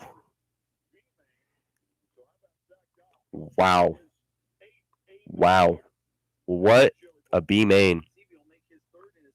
What a B main. Chase Briscoe, P8, he doesn't make it. Giovanni Selzy, 9th place, does not make it. Kevin Thomas Jr., 10th. Those are some big names coming out, making the field. Logan Seavey, Aaron Reitzel, Justin Allgaier, Spencer Baston, Jason McDougal, Chris Wyndham, and Zach Dahm. They are in the A main on the inside row, I believe. Tim McGreedy, Sam Johnson, Steve Buckwater, Mitchell Moles, Chase Johnson, Caden Brown, Tyler Thomas, Larry White, Darren Pittman. That's the field. Logan Seavey, he's the man. Starting, that should put him P11. Basically, how the Bs work is one of the Bs is going to create the inside row. One of them is going to create the outside row. There's 10 cars already in the A. The pole dash is done. The top 2 for prelim night, they made the A main. And then now these B mains are going to set inside and outside rows. So those guys are in, and there we go. I didn't expect this many people to watch this live stream either. Thank you. I really didn't either. I'm very appreciative. Thank you guys for coming in, and this has been awesome. The night's still rolling. B main number 1 is ended. We got B main number 2 and the actual A main event happening next. MavTV not work. I'm gonna go up to the top. All right, so we got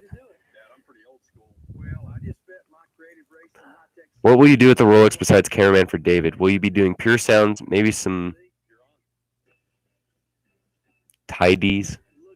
What? You want me to say like TDs or something? I don't know. I think on the spot rain race podcast would be awesome. So yeah, I'm gonna be being David's cameraman because he needs it. He really does. Because the only other guy in our group going is Chris Hardy, which he's a journalist. He writes articles for IndyCar.com sometimes. He writes different stuff.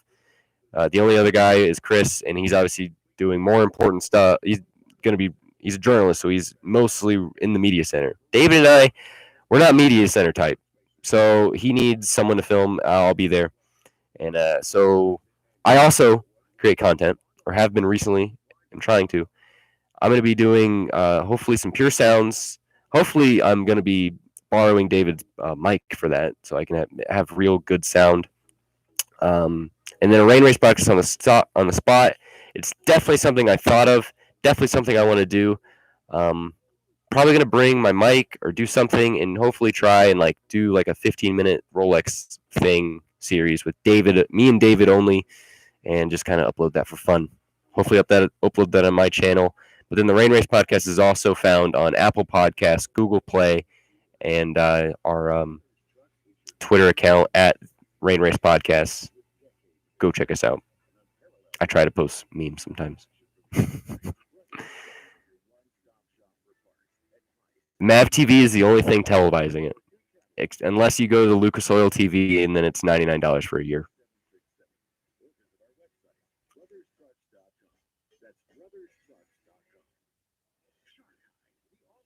Eight J is taking the dub tonight, boys. Let's go, Selzy. Selzy didn't make it. I wish Giovanni made it too. Riding the pole as hard as you can. Yep. I said that.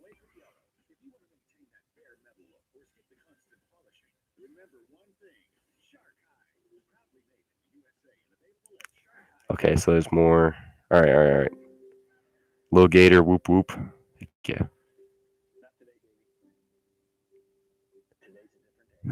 I don't know about you, but this is better than the race stream. Thank you. It may be because Drayton, you're not like interested in the Chili Bowl. If you guys haven't caught yet in the chat, GT Rain, DK Media, Andrew, those are my friends. So they're making fun of me. They're not actually making fun of me, unless they are. They usually are. Any of the ladies make the A yet?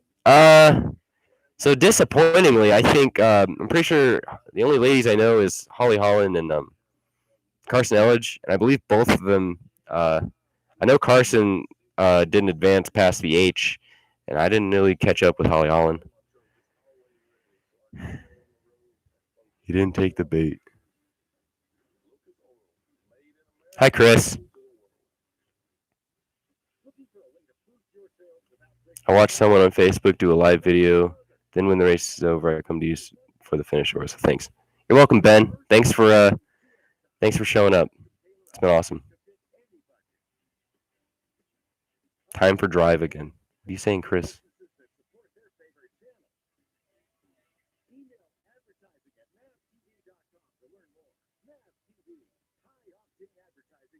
Thoughts on Dick? Oh yeah. He has to drive. I was thinking like drive. Chris is doing the iRacing Rolex 24. If any of you guys have figured out, if I've watched any of the iRacing Rolex 24 content or live streams today, it's usually pretty fun to follow. It's pretty sweet. The Rain Race podcast. Thoughts on Dick Trickle?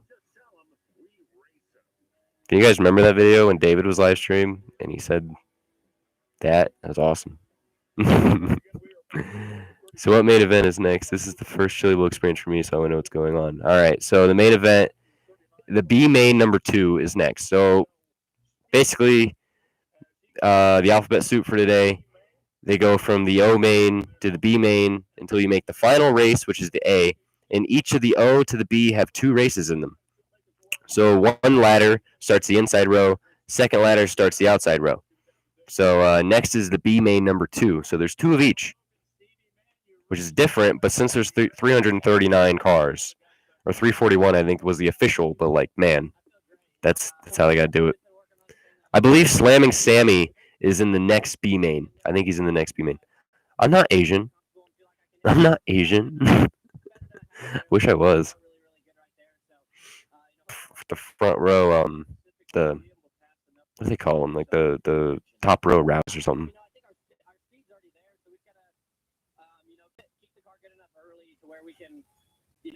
This is where you watch the A main. No, you watch the A main live. It's televised on MavTV. I can't show the actual coverage because it's illegal. Does anybody still have a count on how many times I said that? I'm sorry. I can't.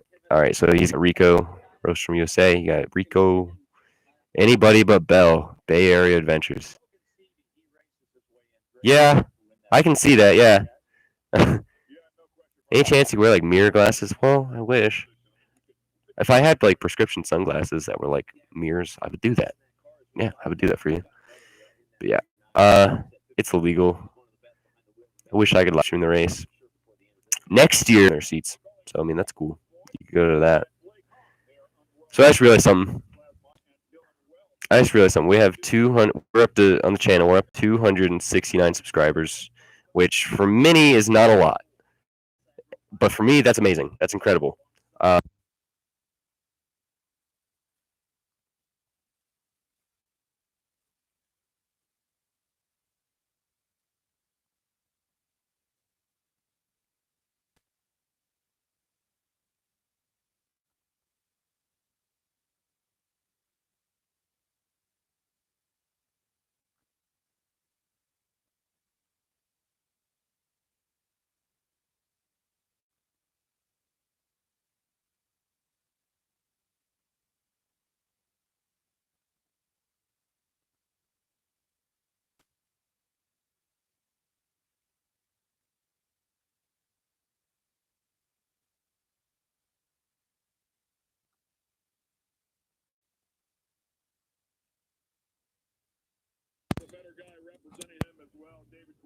Are we back? Let me know if we're back.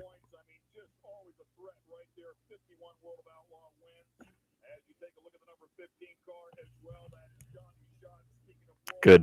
Got it. I think it just like barely unplugged. Honestly. Yeah. I told you I'm doing this on like a jank setup. I have a Chromebook. That was a commercial break. How long was it off? Did I just say all that? Basically, end of the story. Basically, moral of the story. I started out this week with like 197 subscribers, and now it's at like 269. So thank you guys so much. Thank you. Everybody that subscribed, thank you. So now back to the Chili Bowl. Because I couldn't.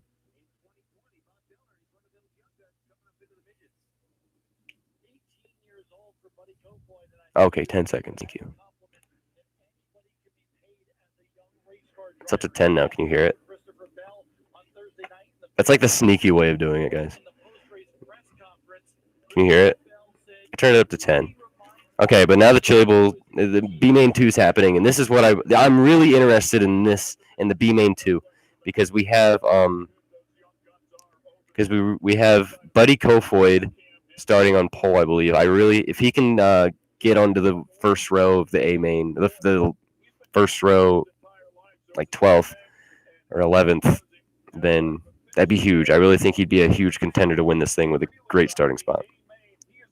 Yeah, with your Fox, crank it up. Yeah, the only other content, Swindell Speed Lab's been doing a bunch of great Chili Bowl stuff this week with the recaps and stuff. They're honestly the best. But Racing Boys, the guys who did the coverage for the prelim nights, I did notice that all the videos they put up, they since the new YouTube guidelines, they have it under just for kids. So it's really hard to find, and it's so annoying to watch those videos and like put it in the below tab and it's like pauses because you can't play videos in the background for kids content. It's annoying. It's just it's annoying. Okay, we're about to go green. Buddy Kofoid starting up front. And I totally remember who that yellow car is. That is Klossmeyer. You just have to remember that even I, doing these Chili Bowl videos, have not been watching the prelim nights. So I know a lot of, like in the B main at least, I know a bunch of these drivers, but like seeing the cars, this is like the first time I've seen the cars in action. Like I've watched a bunch of the videos, but like just like memorizing the car to the driver is taking some getting used to. Next year I'm hoping to find a way to get to the Chili Bowl, whether like it's with a team or whatever I'd be doing. I want to do that. I want to figure it out. Which I was hoping that I could use the Chili Bowl content this week to show that I don't know, not so much experience, but knowledge or something. I don't know. It helped. I think it'd help. CJ Leary was involved in that, but we do have a yellow now. Someone in the back spun at the start. I see Michael Pickens. Donnie Schatz is in the back. JJ Yaley is dead last. Allgaier did transfer. Allgaier's in the A main. Justin Allgaier in the A main. You know, he sat on a podium here once. So here we go. Buddy Kofoid in the Keith Kunz Motorsports 67. That's Logan Seavey's old ride. And he is P1 right now. Are they going to make it clean through turn 1? Yes. And down the back straight into 3 and 4. 2 wide still all the way back. They're going to try and probably single it out a little bit. Right now the leader, Logan Seavey, is taking the bottom. How long is that going to last? Larry Mack Trends tells us not very long. Oh. All right. All right, we got Buddy Kofoid in 2-1, Tucker Klossmeyer in P2, Michael Pickens, the New Zealander, in P3 in the 1NZ. In 3rd place, Han in 4th, and there is Slamming Sammy. He is sitting P7 right now, I believe. He is fighting for that transfer spot. He is right on the brink. He's riding the top like he likes to here. All right, Michael Pickens now, P5. Swindell in 5th. Swindell is in right now with a little bit of a buffer. Shane Goldick in the 17W is sitting in 7th. Justin Grant in 8th behind him. CJ Leary in 9th, and we have a yellow. Who is it? Oh, we got a flip. We got a flipper. There we go. That is the OAM. Joe B. Miller. No, Connor is done. Connor didn't make it past the H. Where did he finish? I have him on here. Connor finished 9th in the H. So yeah, he's out. Santino. Okay, so basically, let's just see. Oh, that was a weird one. He was into the cushion. He was in the cushion, and the guy in front of him slowed up a little bit. He got slowed up somehow, and it looks like he got caught. And then the car literally just went from going to just. There's no other way to explain that. But yeah. Who's that? What's the number on that car? That Justin Grant? It's a NOS car. MavTV is illegal to show. Yep. I can't show the stream. Justin Grant, I was right. Yep. It's one of the NOS cars. Justin Grant.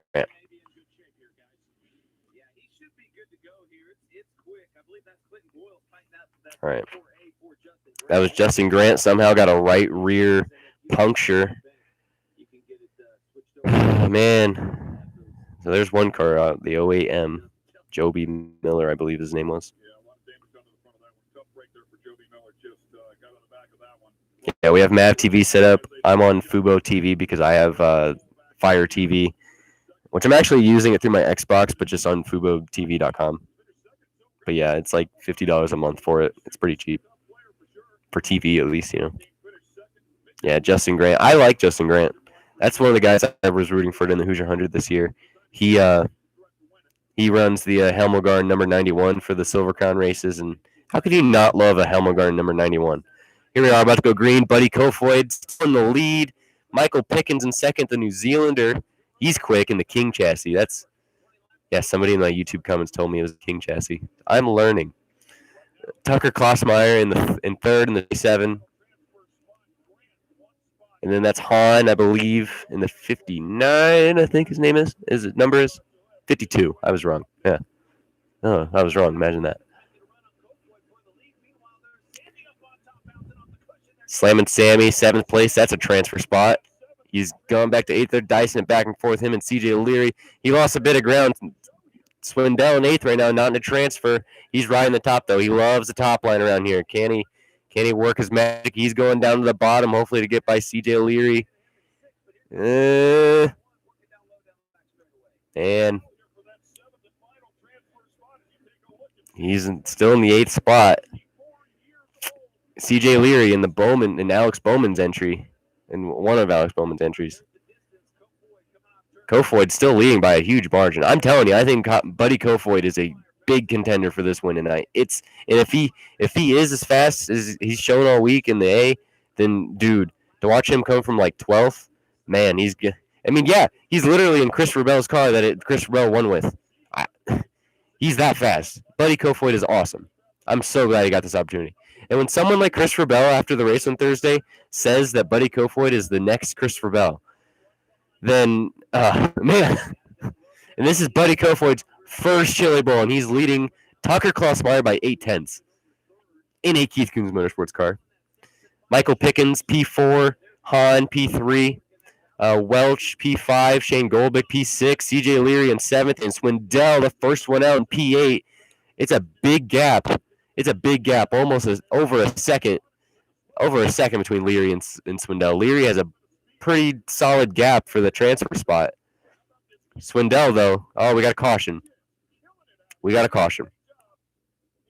Take a drink of water while I have this caution. It's the 11S. Spun out.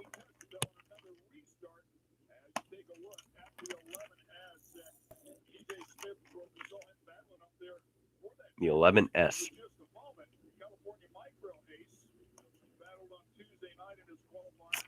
TJ Smith. So caution's out. I didn't really catch how many laps there are to go. You get so caught up as the laps just fly by.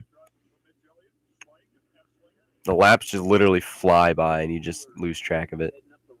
The Chili Bowl is definitely a race I want to be at, man. But I'll be at the Rolex 24 next week, so I can't show the TV because that is illegal, and I would do it, but I respect that these guys are giving us live coverage. Although a lot of people don't have MavTV, I still respect that we have a dirt race that's live on TV. That never happens. That rarely happens, so. I believe the what was it called for like $5.99? It was like Tiki Live or something. But yeah, Swindell's in 8th. He's not in a transfer right now. That would be his like 25th A main that he's made for the Chili Bowl. Man, what is he though? Like 64 now? It's still impressive that he's 8th in the final B main for the Chili Bowl with how much talent and how many young guns are in this field. How many great drivers. I'm telling you, I've said it all week. This year's A main is one of the most exciting and competitive that I've ever seen. This is incredible. Now, I bet there will be a bit of time between the B main and the A main. And I saw my buddy Drayton just tried to Skype call me. Should we in between the B and the A? Should we add him on the live? I think we should. Buddy Kofoid on the restart now. Kofoid, Klossmeyer, Hahn, Pickens. Hahn's on the inside of Klossmeyer. And Klossmeyer! Pickens and Klossmeyer almost got into an accident. If I'm butchering Klossmeyer, then just let me know. We got another yellow. Ooh, bit of contact there between Goldbeck and Welch. Oh, we got a flipper. The 9X and the 76. The 9X was the one who flipped. Meanheiser. He was on his side. I believe that is turn 1 or 2. I don't know how long the break is. We'll see. The MOA champ from 2019, of course, David Gravel there winning the Knoxville Nats last year. And it looks like Would it get me in trouble? here, we'll take a look A big mirror. I don't have a mirror. from the I really don't in my house. Really don't. Oh, that was weird. That was a weird crash. Caught a little bit late there, but yeah, for sure coming in there. Car looked a little light there. got caught up as well. Well, yeah, they look a little light. These midgets usually look pretty light when they get flipping, man. 74 is a flip count, one away from tying the record. I was thinking about giving David Land a call and seeing if he'd answer. Just don't know. Just feels weird. I don't know that we want to break the record of the flip count. I mean, Yeah, there will be a delay. Yeah, like I said, there'll probably be a bunch of track work. I would love the chance to dirt race. I do a bunch of road racing and go-karting. I've raced at Mid-Ohio, Daytona, VIR, a bunch of big tracks like that. I would love to dirt race, though, to get the opportunity to try it. But the most dirt racing I've ever done is like in a cart with a Harbor Freight engine in someone's backyard, because that's how we do it in Ohio. But yeah, that's the best I've done. I'd like to look into like a micro sprint, or like do a race in like North Carolina and like an outlaw or something. I mean, I've raced 125 shifters, super carts. Supercar will do about 140 miles per hour at Mid Ohio. So Ohio's a great place, isn't it? Yeah, I work at a ski resort, and it's like 24 degrees. I still can't feel my toes. So Ohio's a great place. Yeah, the pole dash would be fun to see, but they actually already did the pole dash. They did that before the D. And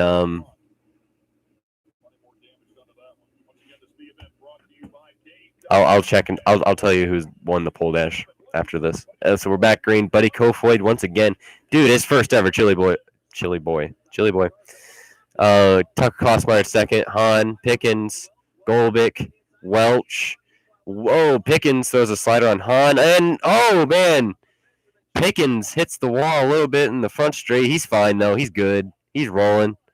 Swindell making moves on the bottom. These are cautions are what's with. And Welch is going to hit the cushion. Gets out of shape.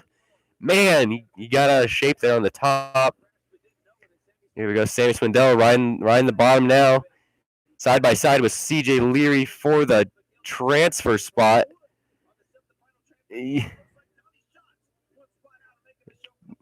That's I'm trying to see where all these guys stack up. Okay, so Swindell's in 5th. C.J. Leary's in 6th. Shane Golbick is in 7th. That's the transfer spot. So now Donnie Schatz is in 8th place, trying to make his way into the A-main for the first time in his career. What is he, 5-time outlaw champion? White flag, Buddy Kofoid. Tucker Kosmeyer, 2nd place. Hahn, 3rd. Pickens, 4th. Swindell is in 5th. Swindell right now in an easy transfer through 3 and 4. Buddy Kofoid gets the win. And they're side by side for the transfer, and it's going to be Shane Golbick on the final corner. Are you kidding me? Are you kidding me? Dylan Welch, coming off of 4, got out of shape on the cushion and lost the transfer spot. Oh, no way. No way. Buddy Kofoid locked in. That's awesome. Well, that's amazing. Happy about that. Tucker Kosmeyer, 2nd. And then we got Michael Pickens, the New Zealander, 3rd. Blake Hahn, Sammy Swindell, C.J. Leary, and Shane Golbick. So the stage is set for the A-main. Donnie Schatz, so close. I think it's the closest he ever been in his career. 9th place. J.J. Yaley, 10th. Dylan Welch, final corner. Oh, you'd hate to be Dylan Welch right now. Oh, Thorson did win the pole dash, by the way. But I'll go over the full pole dash before it starts. Man, gotta hate it for Dylan Welch, man. That was a Tucker Boat Motorsports entry, I believe. Man, he just got upset on the Alex Bowman, P12, Justin Peck, P11, Justin Grant, who came back from that puncture, David Gravel in 15th, Jerry Coons Jr. 19th, Joe B. Miller with that flip, Nienhauser in 18th. Wow. Buddy Kofoid. He's still wearing that Senna helmet, by the way, but it's not the Senna colors. It's red, blue, and black for Formula 1, obviously.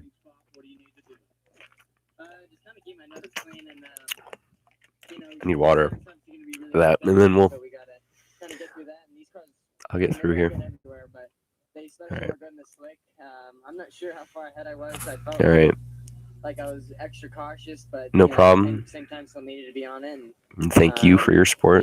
Keith was giving me good hand signals. I don't race karts on dirt. I wish. I mean, if it was like an event like the one they do in Daytona Kart Week on like the flat track, that'd be sick. I would do a dirt kart in that. But I mean, other than that, it's mainly in Ohio. It's in dudes' backyards or like a bunch of hillbillies who don't know how to tech, unless there's something different out there that I haven't been exposed. He's in the show. How about that? If anybody knows anybody at MRN, hook me up. I'd be down. I love racing. It's my life. Every second of the day I wake up racing. It's all I think about. Yeah, Donnie didn't make it. Donnie I don't think he's ever made it to an A. Yeah, Donnie is a wing sprint car guy. If he's not in a wing sprint car, I mean, even the late models, he's gotten better in the late models, but I think he won a race in his home track, but I mean, yeah, he wins the like 99.9% of majority in wing sprint cars always. It's not the main yet. The main is up next. I race dirt karts, South Carolina, North Carolina, Georgia, and Tennessee. That's sick. My friend Matt races dirt karts. He was talking about setting me up a kart for Daytona. That didn't end up coming together, but hopefully one day. I want to do like micro sprints or something fun. I think my main goal in like driving wise is 305 sprint cars in this region are pretty. I mean, they're not cheap. I would never say that's cheap on any level, but like it's affordable, I guess. It's more affordable than most car racing out there. Plus, when you consider the fact that dirt racing actually has purses, unlike go-karts, to win money. So that was a voice crack and a half. But yeah. I think so far I would love to. I love. What was I thinking? Oh yeah, but 305 sprint cars. I think that'd be my main goal if I was gonna like drive anything. But like just full on bucket list, as a driver, anytime would be to race at Chili Bowl. But that's everyone's dream, right? That's everyone's dream. But the right mindset and determination, I guess anything's possible. But it's just like everything has to fall in the right direction. Everything has to go the right way. Which, who knows?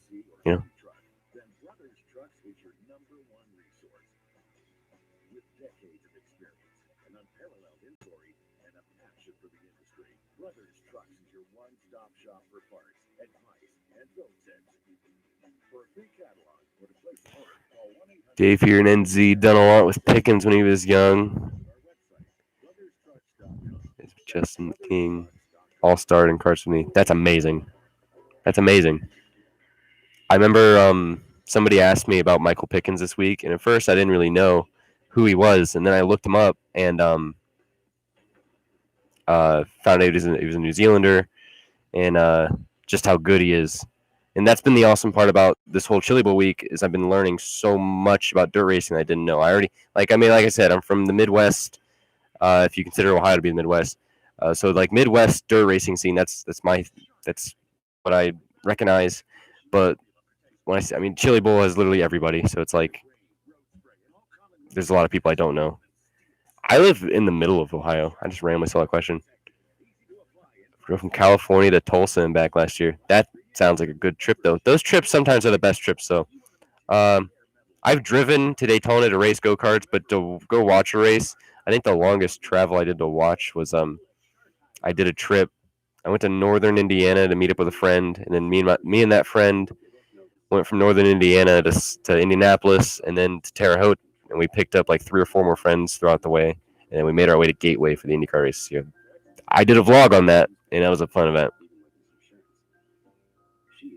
Yeah, I've heard of Atomic. I have my friend, my girlfriend's cousin's husband races 305 sprint cars. His name is Kyle Peters.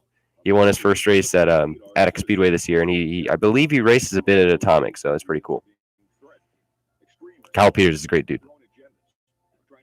Yep, time for the main. This is what we've been waiting for all week. It's different this week because usually I'll pay attention to like who wins the prelim nights, but as I've been doing these videos, it's like I'm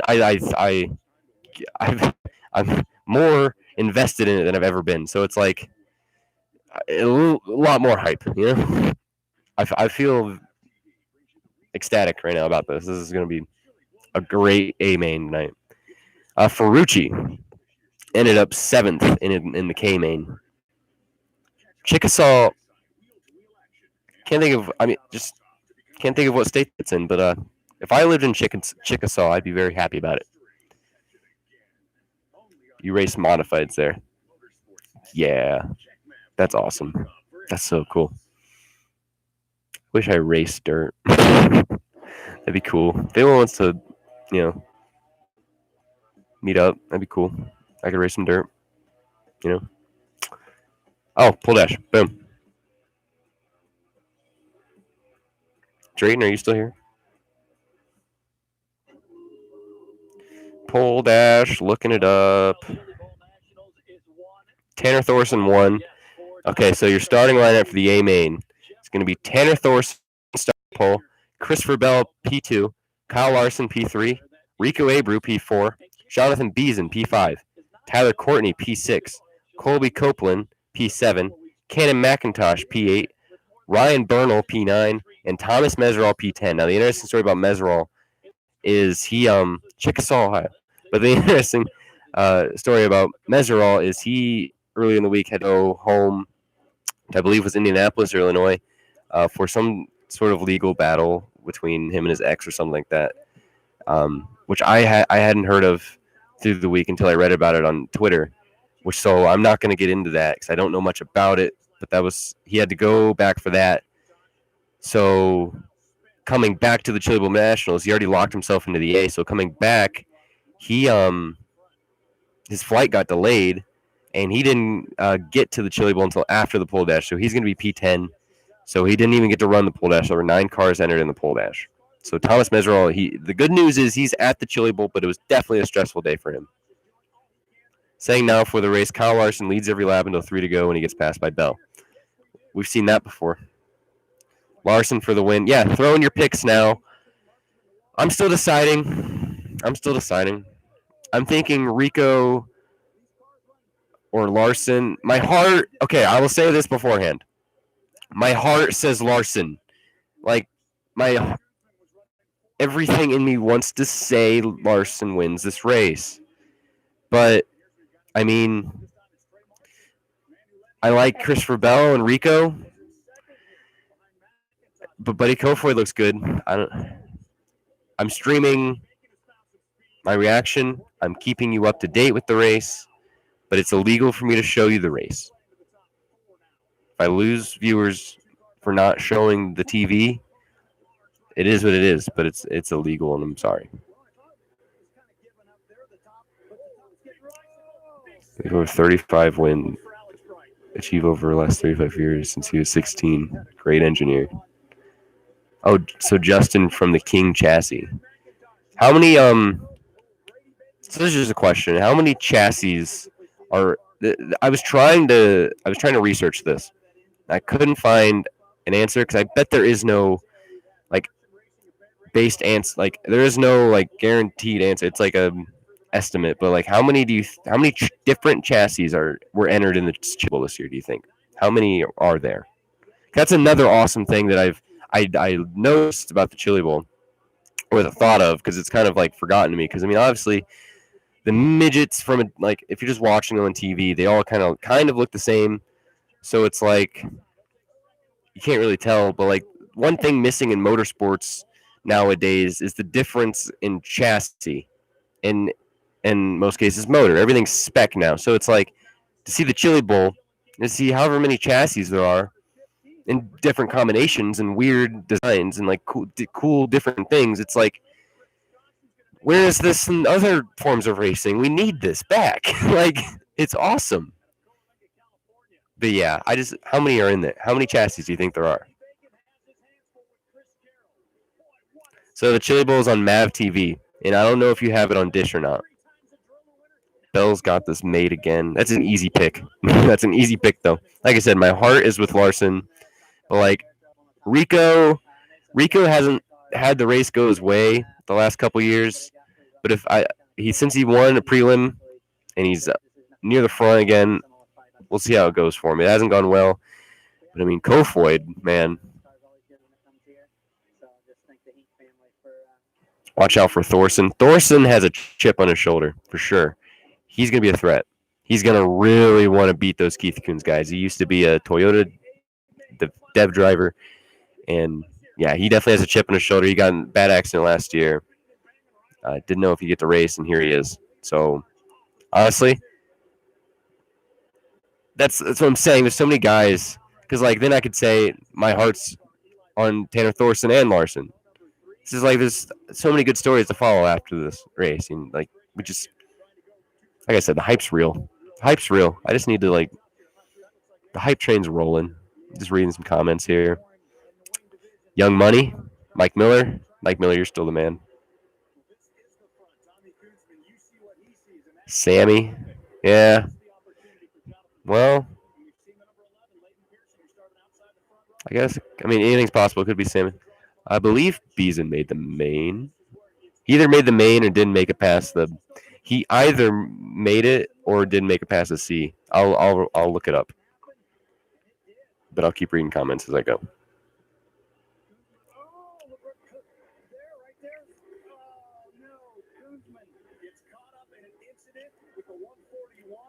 Yeah, we all know so much can happen. Yes, anything can happen. Like I already caught it before I saw your comment. I need to stop. It's just like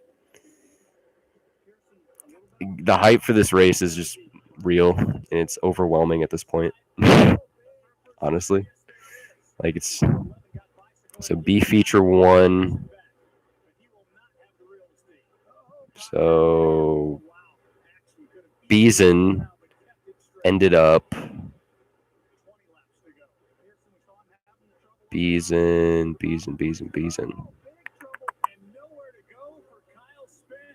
Oh, I'm dumb. Beeson made the A. Yeah, that's what I was thinking of where I saw his name because I remember reading it out loud. But no, Beeson is in the A because he finished second in one of the preliminaries, and he's starting 5th. Yeah, so not only is he in the main, he's starting 5th. Gosh.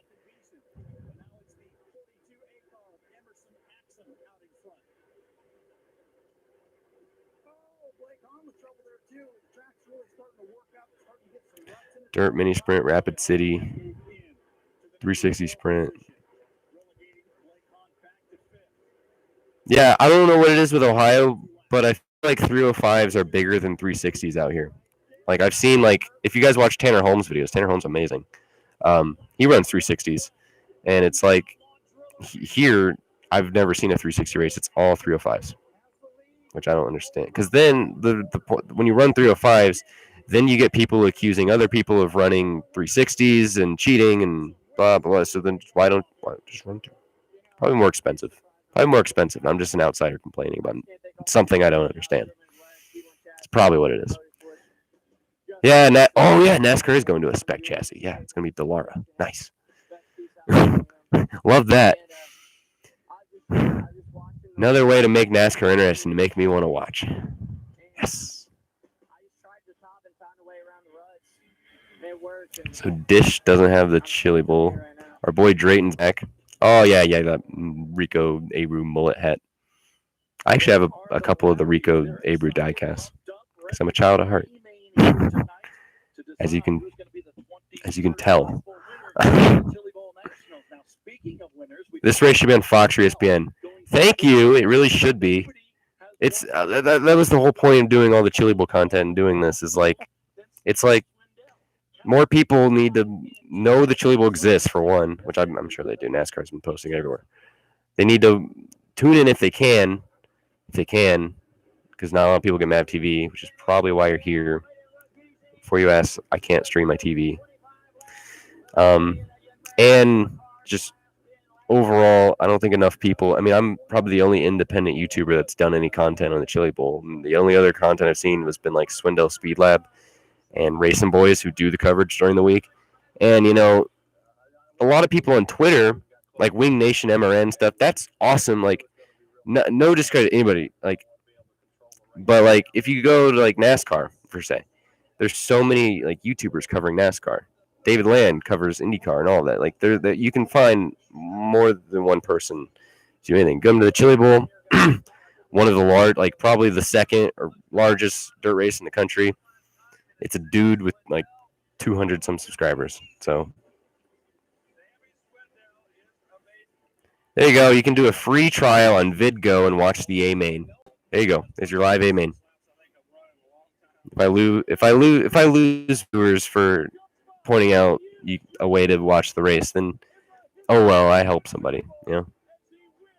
But if you want to stay and watch the race with us in the chat, then come join, come stay, join the discussion. Dish doesn't have the Chili Bowl.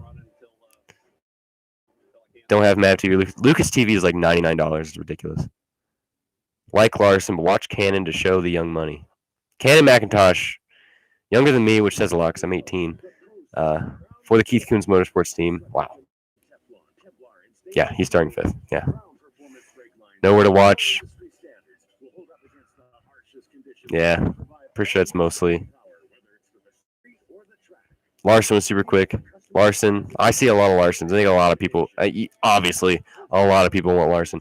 Rico for sure.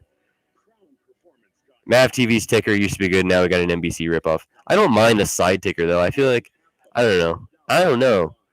But when you use the side ticker, if you notice, like NBC IndyCar does, they like kind of change their camera angles that they try and get to make it like more to the side, more on the right side.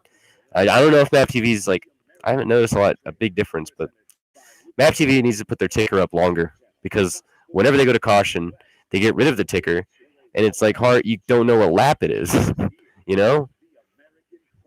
Like you look at the ticker during caution, so then like the only time you want to look at the ticker, you're forced to look at it during green flag. That's just.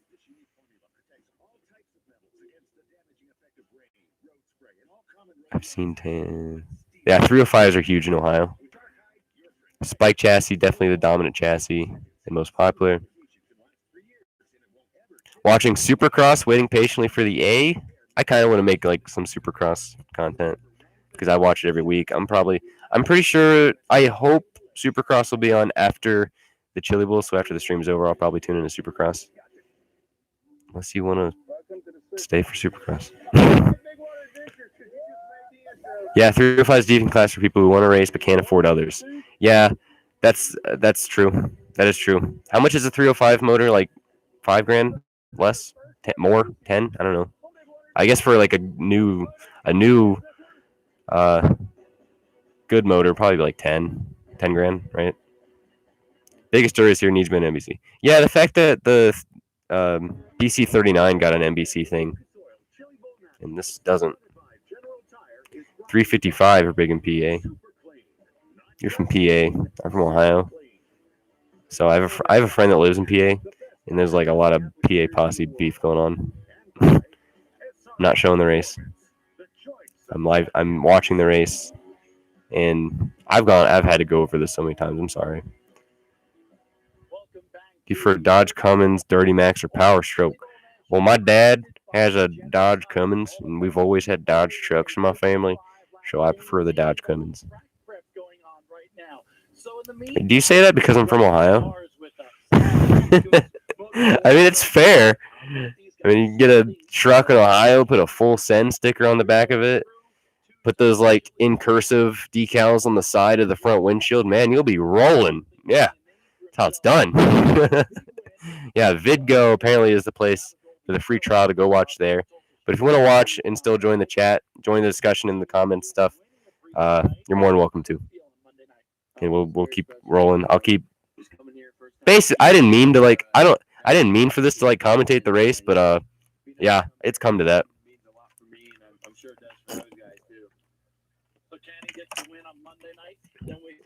Who's Joe? Duramax Porsche with a pickup body. Just an unbelievable performance. Yeah, Just Trump nuke F1 headquarters so NASCAR can reign supreme. Well, percentage here is unbelievable. So I really thankful to be in best car. Yes. For both you guys, we just had the. I don't know a lot about trucks. Just from Ohio, I don't know a lot about trucks, dude. I like trucks, but I don't know that. I don't know what the difference between the first, second, and third.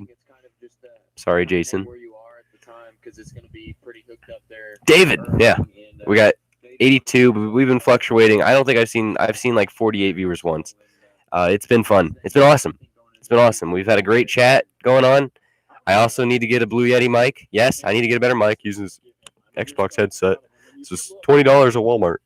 I'm recording on, or streaming off a Chromebook quality. And, yeah. United Karting is the name. That's cool. You fell for fake news. John Cena has entered the chat. Hi, guys. How's it going? John Cena has entered the chat, boys. All right. Yeah. Was that Sage Karam that entered the chat, like, for real? I don't think most people here were here for that, but Sage Karam asked if I was streaming the race. But yeah, we got David Land in the chat. We got David Land and John Cena in the chat.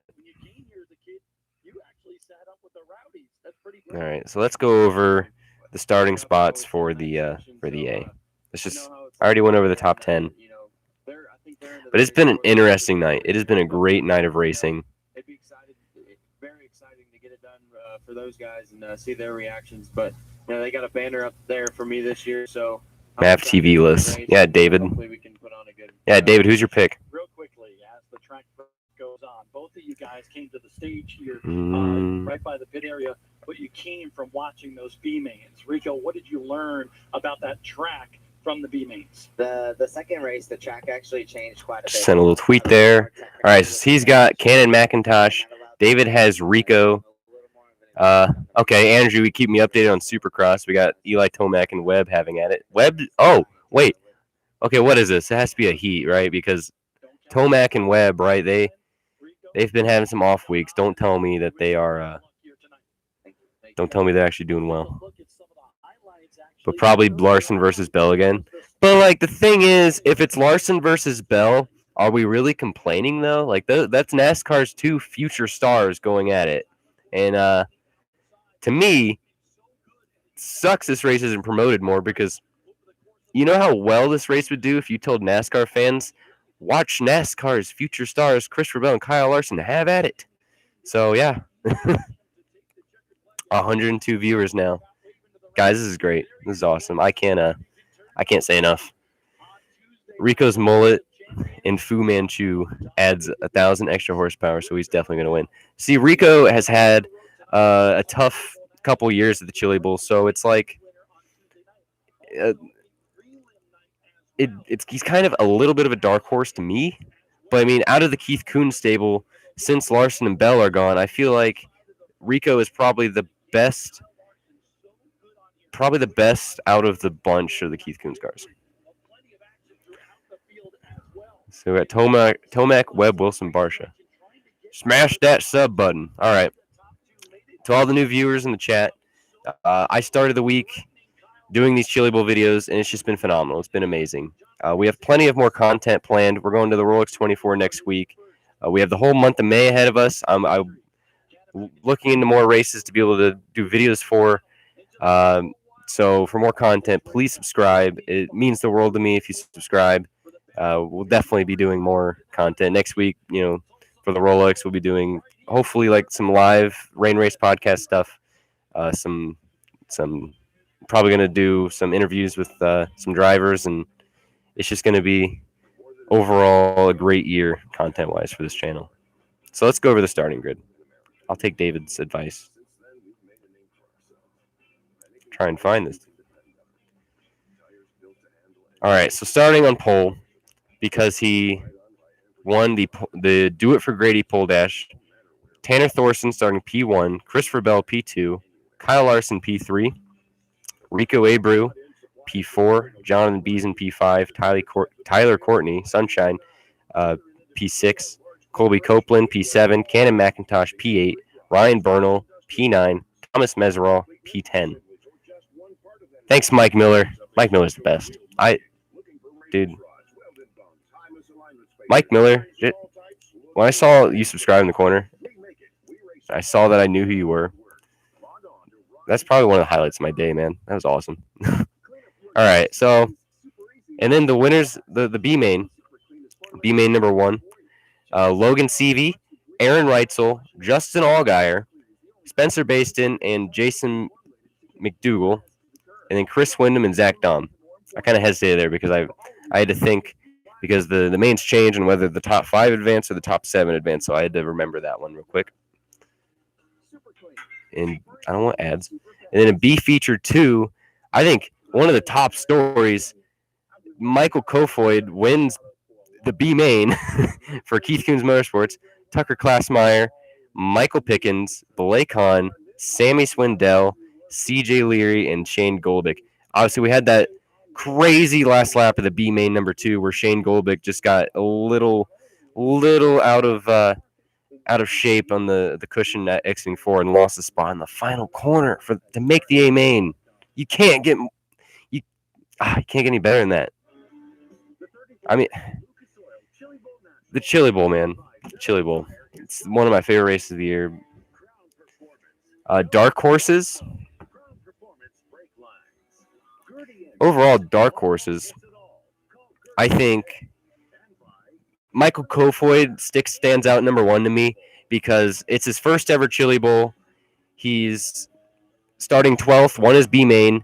The kid is from Bakersfield. He's from California, I believe. Moved to Ohio this last year to run at Wayne County Speedway in Attica for the All-Star Circuit of Champions in those races.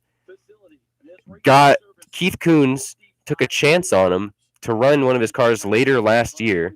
Chris Verbell tells Keith Kunz that Michael Kofoid's the next guy, and Keith Kunz takes him in Chris Verbell's winning chassis this year, and he takes the win in the B main. Finishes 3rd in his prelim, first ever Chili Bowl.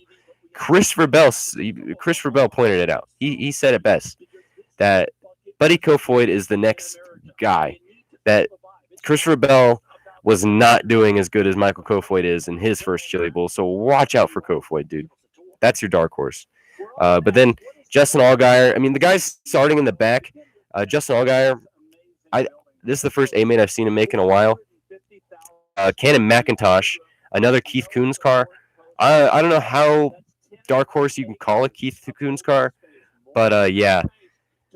Cannon McIntosh, 17 years old, actually won his prelim night.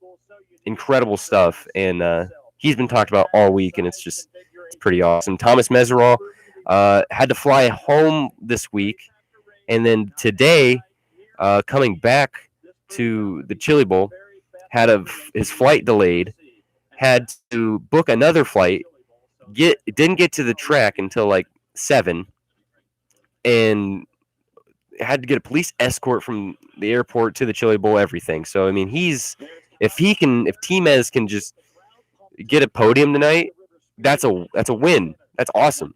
Then you got guys like Colby Copeland, Jonathan Beeson, those guys. Beeson, he does a lot of dirt racing, starting 5th. I wouldn't consider him a dark horse, but he's definitely not Larson, Bell, or Abreu. I mean, Tanner Thorson, I guess, even though he's on pole, Tanner Thorson could be considered in the mix, in the dark horse mix, because all week we've been talking about Bell versus Larson versus Keith Kunz. And here Tanner Thorson won his prelim night yesterday, won the pole dash. So I guess you consider that an underdog. He's not a guy we talked about this week. Yeah, you should bandwagon a guy named Buddy. I believe he's from. I heard somewhere he was from Bakersfield. He's from California, I believe. Kern County, go Titans. 49ers better win tomorrow. Instagram live from the Rolex Grid Walk. Think about that. I'm definitely gonna do some live streaming in Daytona. No matter what platform it's on, I'll do something in Daytona. Probably with David and our good friend Krista Heidi. Christahari. Did anyone else see how Aaron Reitzel drives a midget? Yeah. If you saw that video with Trey Marcham, dude.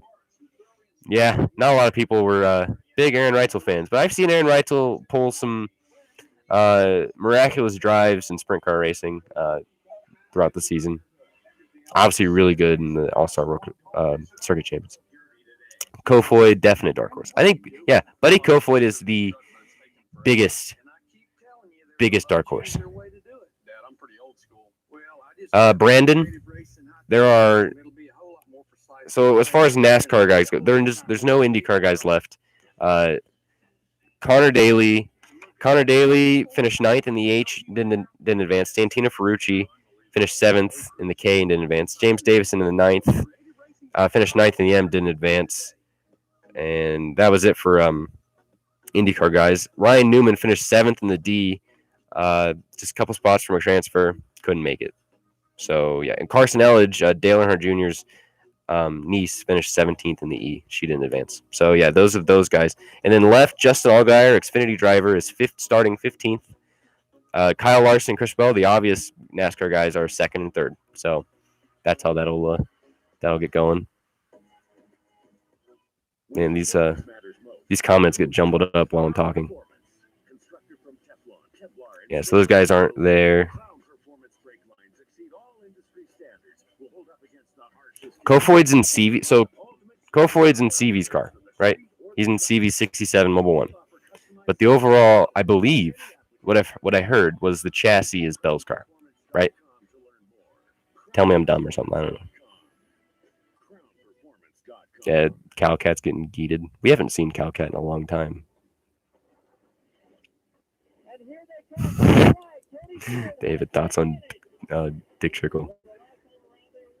I hope Beeson runs away with it and you eat your words, sir. Okay. I hope he runs away with it too. That'd be a good story. That'd be cool to watch. I would enjoy that. Stay tuned on that live walk. Yeah. I don't know, David. Check your emails.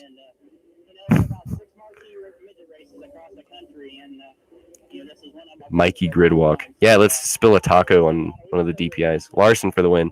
I think the chat wants Larson. Most of the chat I've seen is Larson. Daly didn't make it to the B. Daly was in the H. Daly made it to the B in his prelim night on Thursday or Friday. No, Friday. He made it to his the B in the prelim, which put him higher today during the alphabet soup. We're up to 126 views. Yeah, spam your pick. Owen will steal the post-race show. Confidence that Larson will win. Young Money Kyle Larson. David, are you actually going with Buddy Kofoid? You're gonna bandwagon Buddy Kofoid? That's good. Oh, we got Tony Stewart on the TV. Mike, got Tony Stewart on the TV, dude. A third Bell versus Larson battle. That's a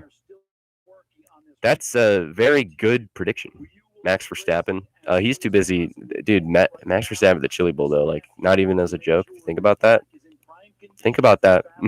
We got Bell, California driver. Yeah, David bandwagon. Austin Yarbrough. Oh, I'd have to look. Yeah, where is the chili? Yeah, smash that like button. Smash that subscribe button. More content is on the way throughout the season. Hopefully dirt racing content as well. Maybe. I mean, I go to Wayne County a lot. Go to Attica a lot. I could make that like a weekly thing to keep up with if it really if it could happen. Yeah, I didn't really during the race. I don't really mean for this to be like me commentating the race, but during the race to like tell you what's going on. I don't really like. There's Ryan Newman on the TV, but I don't like. You know, I don't want to sit here in silence, but like how else? But if I'm not commentating, how else am I gonna tell you what's going on? You know? I didn't want this to be like me commentating, but it is. Yeah, he could have really used a bandwinner's guide for the Chili Bowl. I would have. Like I thought about it, but I've mentioned this a couple times. I'm doing a live stream on a Chromebook. I'm doing all these videos. I film my phone. I'm working on all these videos with what I have. Yeah, it does suck. I can't show it. Jacob in the chat, if you could, people in the chat that have streams, if you could tell people where the stream would go. If I'm helping people get to watching a stream, then that's still a win for me. Just make sure you smash that subscribe button and the like button. Ryan Newman paid to hold Coke in front of hundreds on MavTV. I wish MavTV was bigger though. It's literally like what Speed was in 2013, where they just played chop cut rebuild. Yeah, I'll call the race. I'll do it. I'm not gonna call the race, but I'll try my best. Speaking of falling short, let's ask the 42-year-old rookie of the Chili Bowl. Yeah. Free trial from Vidgo. I'll probably lose some people. Coca-Cola family. Countdown to green. Where's the NASCAR race day at? Why is it 10:50? Yeah, there is going to be a delay. I should have mentioned that. Well, I should have known that. But yeah, since they're prepping the track, it's gravel is prepping the track. It's not Powerade, but they're doing the track right now. They're prepping it for the race to make sure it's as racy as possible to get us a good 55 lap A main event. It's not Powerade, it's Advocare. I'm a Trevor Bain fan, if you didn't know. Tony is taking home all the bowls of chili. You're right, yeah. Mike, if you're leaving at the start of the race, then thanks for coming, man. Glad to have you in here. That's awesome. I remember you from Facebook. That's sweet. Yeah, they didn't pay me for that plug, and they probably didn't pay Roush Fenway for their sponsorship. Who cares? Really calling people out like that. We'll be able to watch the race an hour later. Yeah, this is going to go all night. Andrew, update on the Supercross race. 7:50 here. Oh yeah, that's right. I spent like a month in California last year, and that's such a weird time change. You guys have nice weather though. Body armor. I don't like body armor. I don't know what it is. Maybe I haven't tried the right flavor. That was dirty, Skylar. That was dirty. Seeing Cirillo leaves Heat 2. If anyone wants to see Supercross content, I'd be happy to do it. I watch all the races. I grew up on two wheels, so I can't show the race. I don't know if that's illegal. They mentioned Coca-Cola on the stream. Takes an hour and a half to sign up for Vidgo. Damn. Damn. Strawberry banana body armor is good. Brandon, are you coming to Indy next year? You better. If you say no, dude. Spam the chat if you're going to the Indy 500. Twitch, bro. Should I stream on Twitch? Probably should. Honestly. Facebook, Kyle Cuthbertson. You're never going to find my last name. Probably. Just, I don't know. It starts with a C. I'll give you that. If you really want to find my Facebook. I'm not really, private about that type of stuff. Spam the chat if you're disappointed with NASCAR. My Vimeo. What channel on Twitch is the Chili Bowl? I don't know. It might be on there. Somebody might be doing it, but I'm not. I can't stream it.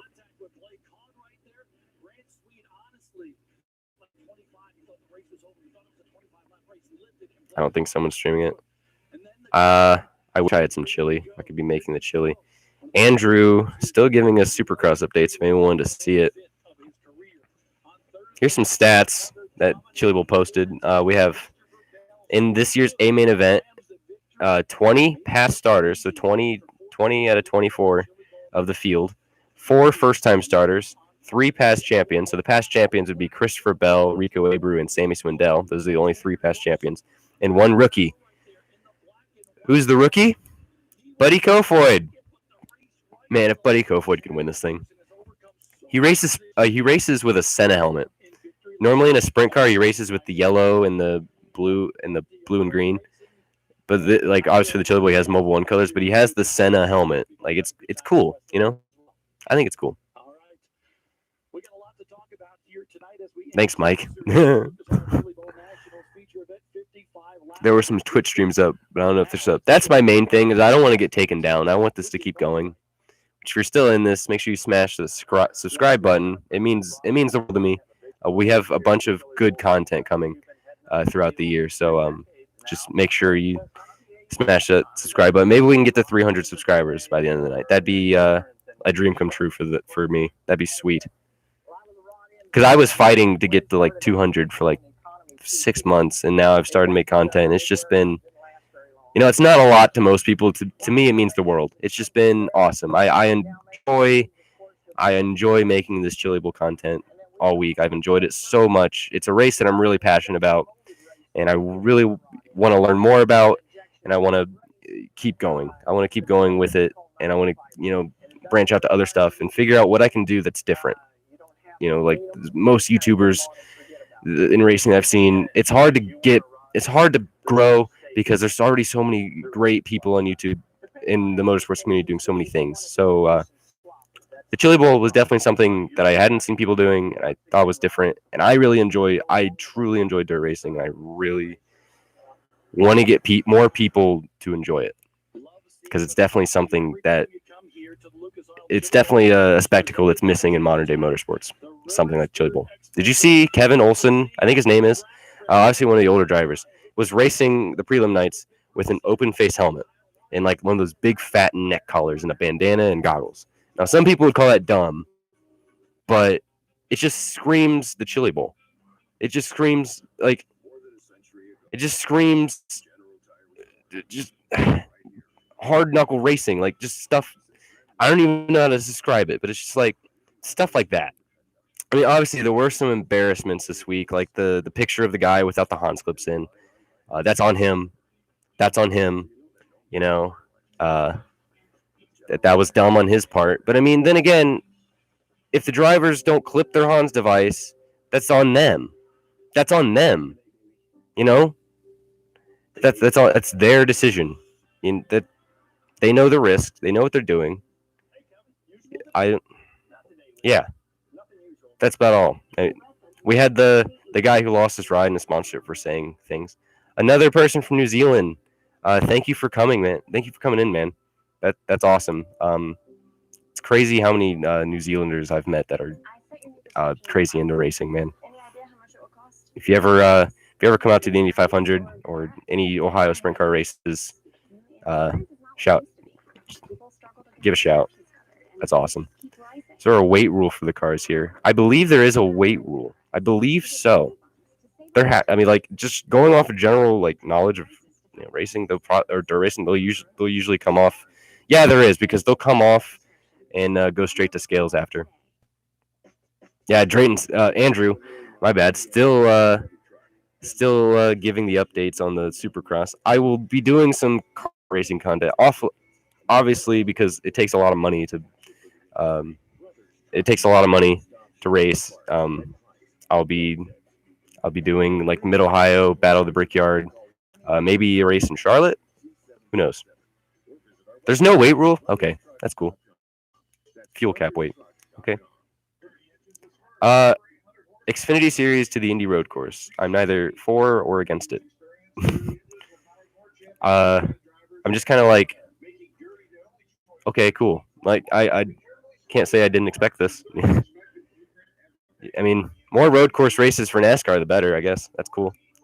I really, the Xfinity Series at Indianapolis, it didn't strike me like when I was younger, but like now thinking about it, it kind of takes away from the Brickyard 400, because being a Cup Series driver, one of the things is like, I don't know, if you're in the Xfinity Series and you get to race at Indianapolis too, then that kind of takes away the value of being in the Cup Series and getting the opportunity to race at Indy. But that's just me. I think the Xfinity Series kind of takes away the value of the 400. But you love the idea of lights at Indy. Indianapolis Motor Speedway needs lights. I'm gonna freaking hate it. It's 2020. I'm gonna hate it the day, because every Indy 500 I've been to there hasn't been any rain. But I'm gonna hate it on the day where there's rain and they have to postpone it. They have to postpone later in the day because they don't have lights in the track. It's 2020. Every track should have lights, and all the boomers are going to be like Indianapolis 500 during night is like uncalled. Like things change. Like try it. The Daytona 500 has been under the lights how many times? Do it. It's awesome. All right, that's enough of my little rant. It's a really nice road course track in Newcastle, Indiana. I actually have a video at Newcastle. Yeah, I race. That 125 shifter I race is like 20 years old, man. My Tony car is a 1998. I just don't have the funding. They are running the Brickyard in 2020. Andrew is retiring from covering Supercross. Wow. Lucky to see Buddy Kofoy in the sprint car down here in New Zealand. He is clever, patient, and was bouncing his car off the bottom of the concrete wall. Great YouTube coverage. Hope he makes progress. I hope he makes progress too. Thank you for the kind words. It means the world to me. Like I said, it's awesome. Had a bit to do with Scott Dixon too. Yeah, Scotty D is the best. I actually know his spotter and like the whole. And when I saw him win at Mid Ohio this year, I've seen him win like 7 times. David, stop.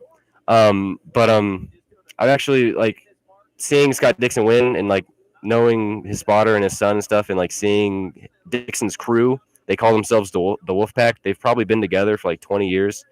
Honestly, like that makes me like Scott Dixon a little bit more. Honestly, like that team is just awesome. That Ganassi team's awesome. They have Michael Cannon coming into the mix this year. Awesome to watch. Indy should have lights. It's 2020. Like, I don't know how to explain this, but like, it's 2020. Indianapolis should not do a thing like Daytona Rising where the track totally changes, but like keep the track the way it is, but progress.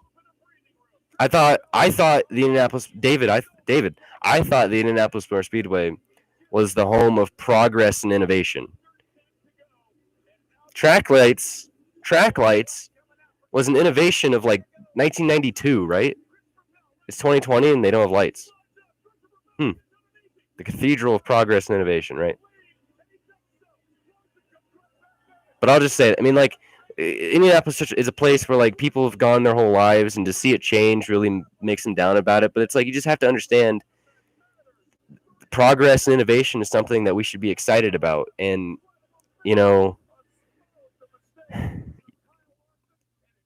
okay, they put lights at Indy, and they get on the Daytona 500 start and the end of the day stuff. Okay, then complain. Then make sure that that's a bad idea. Okay, but if we added lights to Indy, it starts at noon, then people are guaranteed an extra, 4 or 5 hours that the race could be restarted. To me, that's worth it. And plus, to rejuvenate the Brickyard 400, you can make it a night race, and it could be Indianapolis Motor Speedway's only planned night race on the oval. That's how you rejuvenate the Brickyard 400. This is still a Chili Bowl live stream, by the way. Yeah, David is against lights. David's against lights and the dirt track because he enjoys the old Indianapolis Motor Speedway. I think David Land should do more live streams like this so he can talk about things like this. This is what David Land needs on his channel.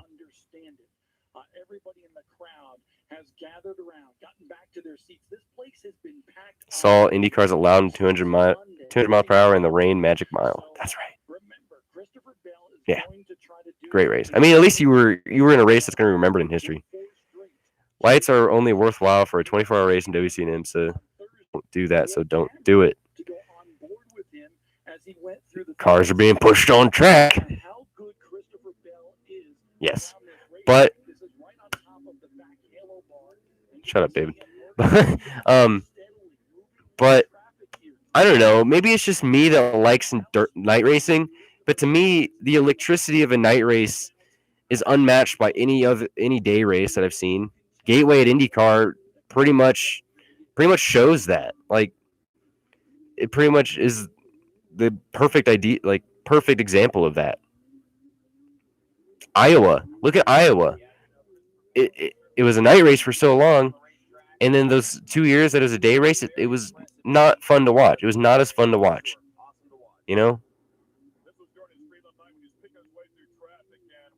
Exactly. And then NASCAR is like, on top of other things, they're starting to like get away from.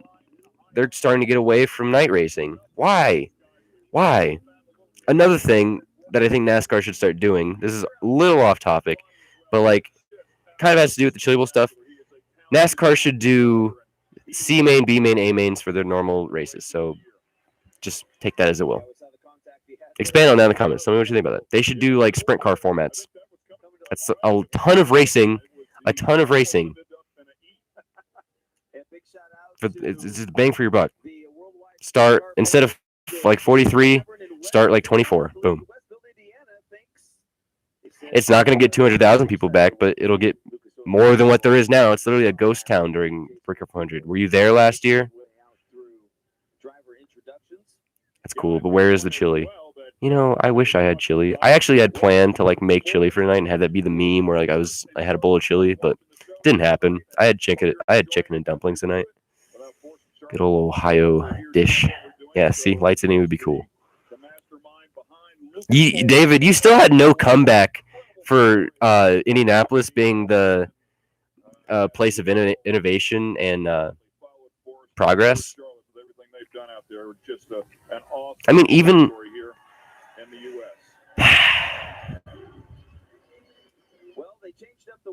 are you really, David? Are you really worried about Roger Penske spending money?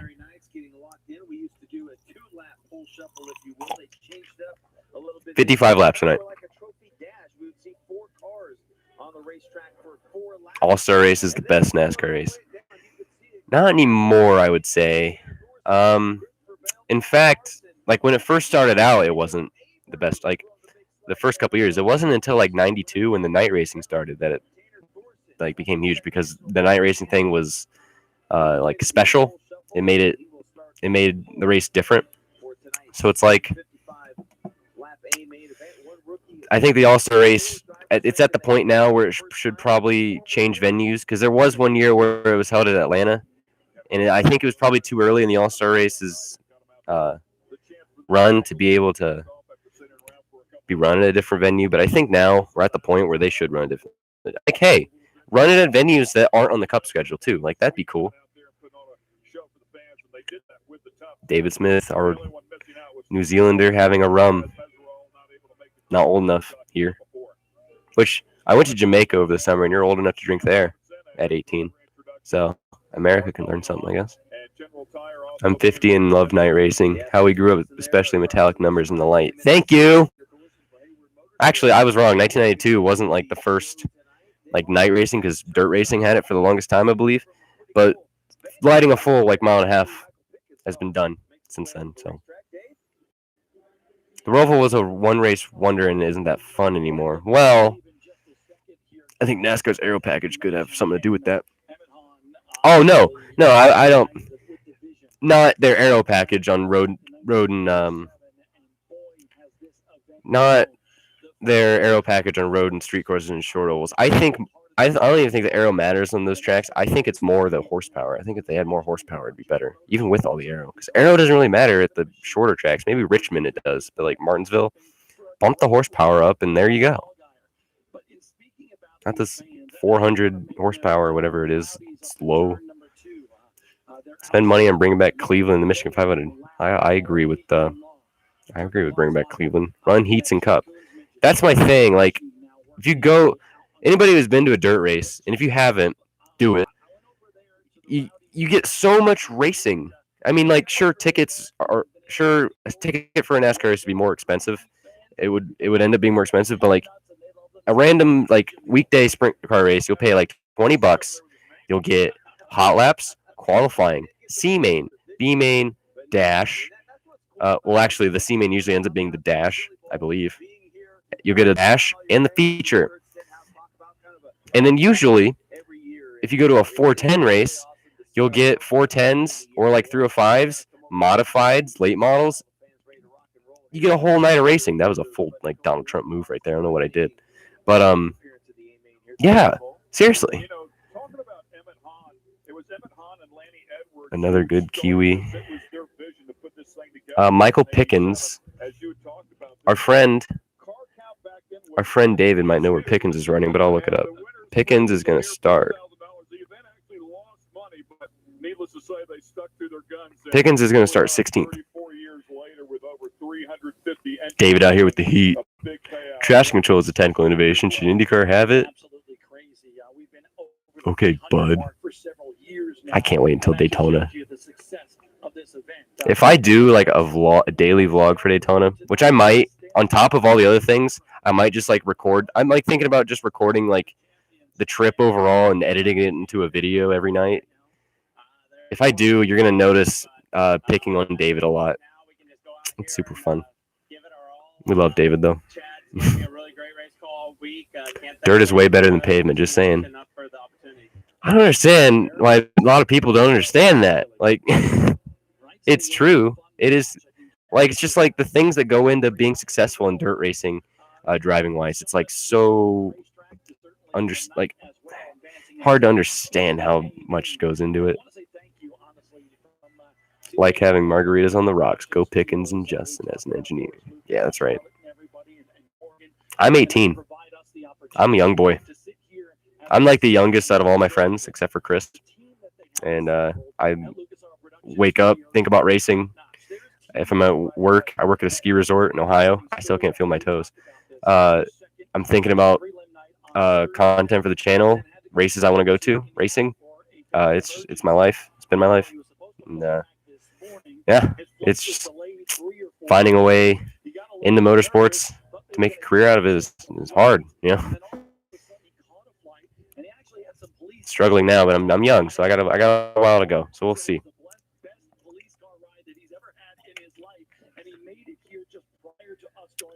You bought a Danny Sullivan Indy 500 winner. Was it the replicars or the carousel? Probably replicars, right? Don't tell Steve. Dirt is way more about the driver. That's true. Drayton. Actually, no, Drayton. No, I won't say that. That's too harsh. Formula E is better than not a lot of things. Dirt is better. Yeah. See? Yeah. You guys are saying you're in a stream with a bunch of dirt racing fans here. So anything against dirt. So just quick reminder, random, shameless plug, I guess. We're at 294 subscribers. And if we can make 300 by tonight, that would mean the world to me. That would just, I don't know how many times I need to say it would mean the world to me, but it's just incredible. I can't even put it into words how appreciative I am of all of these, what these videos have gotten recently. It's just incredible. Yeah, David. Okay, so if you guys watch David Land on YouTube, the thing that you'll like, if you met him and you got him started talking about, he doesn't do diecast reviews anymore, but if you get him started talking about diecast, he'll talk your leg off about diecast, dude. He is a big diecast fan, man. Just smash that subscribe button, buddy. It should be down near my channel name. So I need you to smash the like button, smash the subscribe button, and more content's on your way from the Rolex 24 next week, leaving Wednesday. It's going to be awesome. Brandon Crosland given the mention. I met Brandon at Indianapolis. He was doing the whole college internship thing as a yellow shirt. So it's weird when a yellow shirt, you're friends with the yellow shirt, because usually they're yelling at you. So like, yeah, it was cool to have some friends that were yellow shirts this year. Hope have him back next year. I only have one diecast bigger than 64 Robbie Wickens. That's a good one to have, though. Gas City Kmart shout out. Yeah, shout out all Kmarts, right? So we got 108 people in here. Thank you so much for coming. It's gonna be a great A-main night. Like, I've hyped up this A-main so many times that like I don't know like if I can say it enough times, man. Like, holy crap! And we're up to 298 subscribers. That's the best. Yeah, they're pushing the cars out. Larson's wife is in the car, and Rico is getting announced now. I don't know how long we have until the race. They said, oh my gosh, it was 10:30 Central Time. So it's 11:14 Eastern Time, and so we've got about 15 minutes until the race should start. Oh, there's Owen on top of the car with Larson's wife driving. She's a badass. Did you see her? Anybody else see her shotgun beers in the Dover victory lane and in the banquet? Man,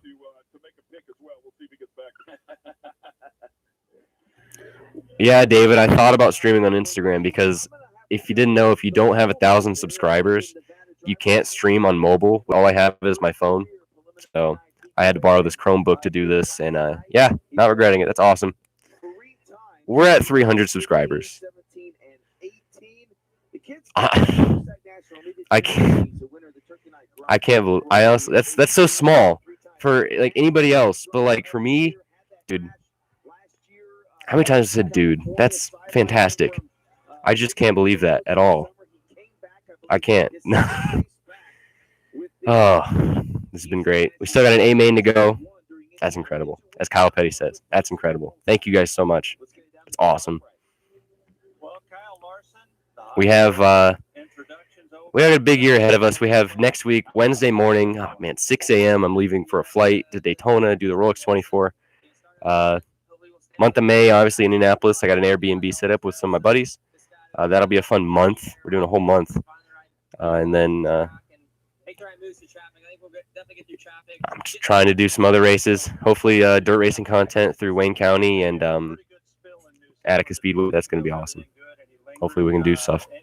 Kyle Larson, he popped a blood vessel. He raced like that on Tuesday. He popped the blood vessel. That's why he looks like he has pink eye. So Tanner Thorson probably has the best livery in the event. Like honestly.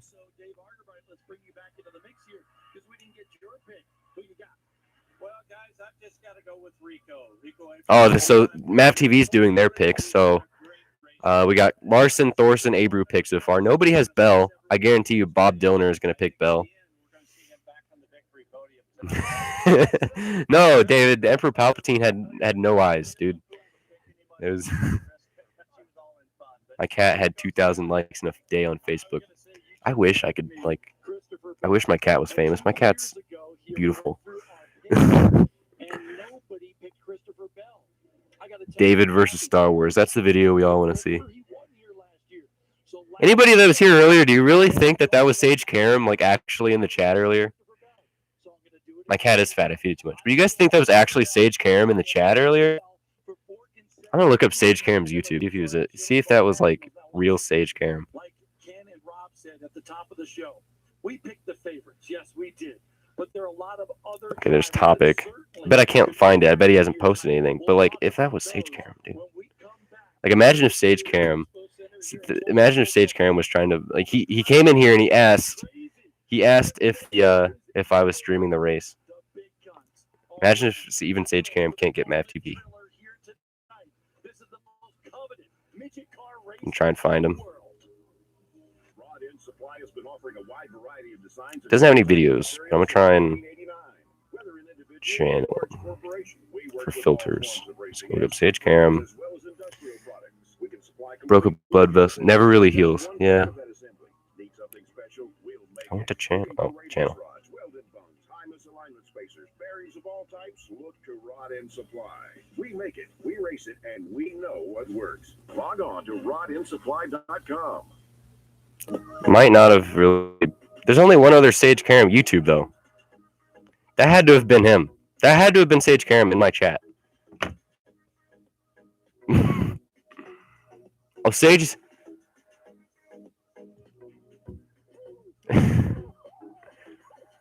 It can't be. Yo. All right.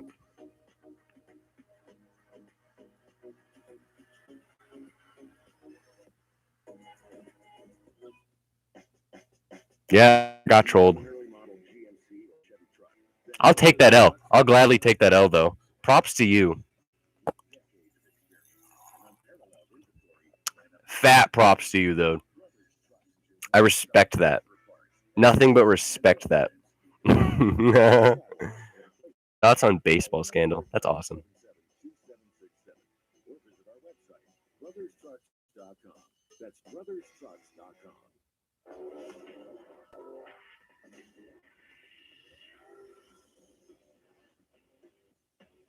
Oh, that was Drayton, isn't it? Yeah, that was Drayton. It's a mad props. Go subscribe to DK Media, please. Like, please. DK Media with no space. He produces some good content. He's like the best graphic designer I've ever met in my life. Now Lewis Hamilton's here. Guys, we're at 135 viewers now. Make sure you smash that subscribe button. We got more content coming on the way this year. It's gonna be awesome. And we got an awesome A-main coming up. I'll be showing you. I'll be wouldn't say commentating, but I'll most more commentating. I don't want to touch the stage icon because I haven't touched this chat to mess it up because this is the first time I've live streamed. I don't want to mess it up now. It's been almost 3 hours running. Larson, Rico Bell, trifecta. That's right. Lewis Hamilton, who's your pick? I can't. That's a good troll though. I know that. If Hamilton did it. Get 4 No Mess applicators online now for only $9.99 at buynomess.com. 130 more viewers than Byron has wins in the Cup Series. Oh, ouch. Ouch. Jacob, I'm about to destroy your life, but how many wins does Larson have? Because then that'd be like, what would it be? Like 120 more viewers than Larson has wins. But then you could say that about Ray Hall, and it could go on and on and on. So thank you. So let's just end that there. It's 132 viewers and Zach Veach has wins. He'll get that. He'll win though. He'll win though. I have 100% confidence. It's not even a joke. Moving on. So I'm looking forward to having seeing this awesome A-main, dude.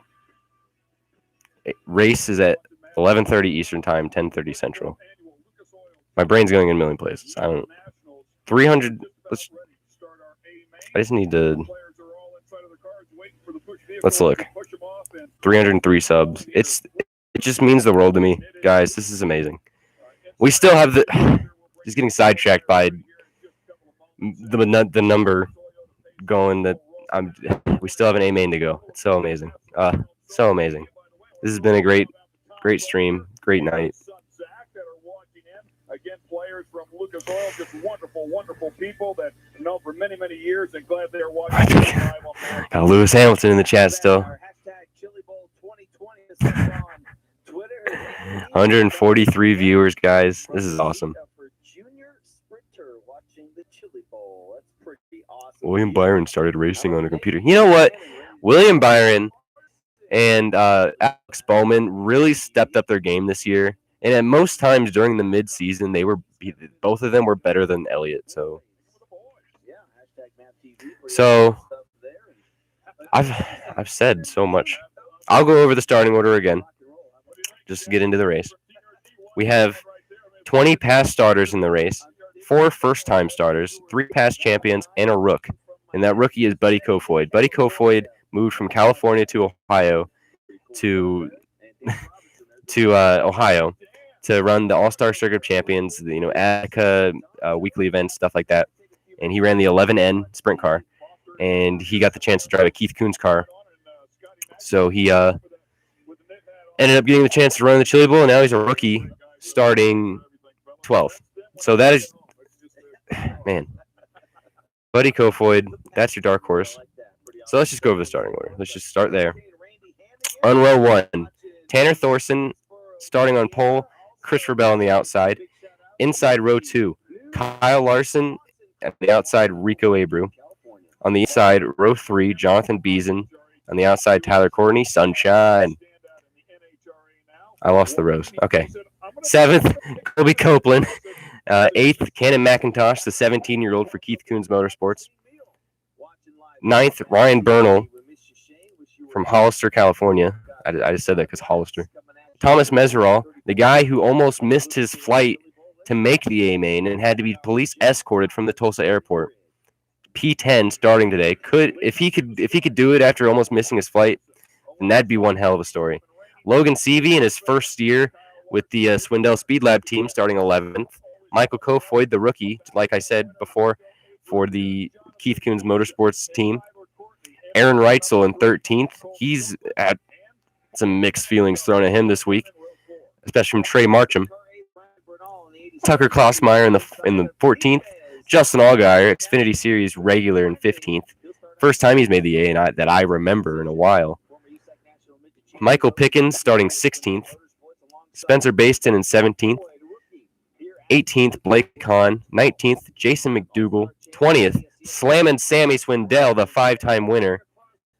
Chris Windham, 21st, the guy who did the Freedom 100, the Hoosier 100, and the Carbonite Classic. And we're not going to talk about how those finished. We have C.J. Leary in the Alex Bowman car in 22nd, Zach Dahm in 23rd, and Shane Golbick in 24th. Now, I think it's time to do my pick. Spam your picks in the chat. My pick, my heart says Kyle Larson. My brain is on the edge. It's on the edge. I'm going between Kofoid or Larson because I don't want to pick Bell because that's the easy pick. But then Tanner Thorson drops into my head. Like there's just the anticipation is building. You can just this race, you can feel the electricity that this event has. It's so. My pick, we're gonna go for. I gotta do it just because I've seen him race so many times. Michael Kofoid, Buddy Kofoid. That's the guy. That is the guy I'm picking. Spam your picks. I know that the chat is mostly going for Larson, so Larson's time has come. JJ Yaley didn't make the main, and man, so the big story of the week has been, until Tanner Thorson came into the mix, has been Christopher Bell versus Kyle Larson versus the Keith Kunz Motorsports the entire team. Keith Kunz in the running here. They have Rico Abreu, who I haven't even talked about yet. He won his prelim night, and holy crap, he's a dark horse pick. I say dark horse just because he's had a rough couple nights, but I think for the Keith Kunz entrance, I think he is probably, him and Kofoid are probably the main heavy hitters in that stable. Cannon McIntosh, 8th. Sunshine, Tyler Courtney, your Hoosier 100 winner from last year. Obviously, the Hoosier 100 is not happening this year, but Sunshine, Tyler Courtney. Logan Seavey, 11th. He led a bunch of laps a couple years ago. Track fell off. That's another thing I didn't mention. How's the track going to react this year? We see it all the time. We saw it earlier in the night. We're going to start out. We're going to have the bottom and the top. A couple years, we've seen the middle be a little slimy. But I think overall, we're going to start the race. We're going to have a top and a bottom. But then as the race goes on, who knows how they set the track up. We're either going to see a bottom line racetrack or a top. Last couple of years, we've seen the middle get a little slimy, but that's going to be an interesting thing to watch, is how the track is going to hold up and how that's going to roll. So as of that, I pick Buddy Kofoid. I had to shoot for the stars. Christopher Bell's an easy pick. Rico's won it. I want to see a new winner. But again, Tanner Thorson's right up there. But Kyle Larson, his time could come. His time could come. And if you're watching, as the race goes on, join the discussion in the chat. Let's talk about the race a little bit during the race, during the yellows, stuff like that. If you can't watch the race, if you have no way to watch it and you're resorted to watching the stream, I will try my best to keep you up to date. And it's going to be a good one. We have 55 laps coming up in the A main. Let's take a look here of where watching Kyle watch the racing. I think Steve. Here we go. Chili Bowl flip count. I had to do this before we started. The Chili Bowl flip count is at 75. I had to point that out. We have 55 laps coming up. The grid is forming. The Chili Bowl Nationals, the 2020 Chili Bowl Nationals, about to set sail. We've had a little bit of a break here since the last B main. This A main is just going to, trust me, guys, it's going to fly by. If we don't have too many yellows, it's just going to fly by. Yeah, the Lucas Oil TV, it's $99 for a year subscription. You have to get the year subscription. So the grid girls are at the back of the truck. about to come in. If you guys have just joined the chat, I want you to smash that subscribe button for me. Smash the like button. We just reached 300 subscribers tonight. Let's see what else we can reach for. Lots of good content coming up. Rolex 24. I'll be there next week trying to provide some good content. So I'll try and keep you updated. Try and keep it going. Pace laps are now happening. Tanner Thorson, Christopher Bell, Kyle Larson, Rico Abreu. If you can't get any more of a top 4 than that, then I don't know what to say. That is going to be your top 4 to watch for. Unless Buddy Kofoid can come through the field, that's my pick. Again, spam your picks in the chat. Caution lights are out.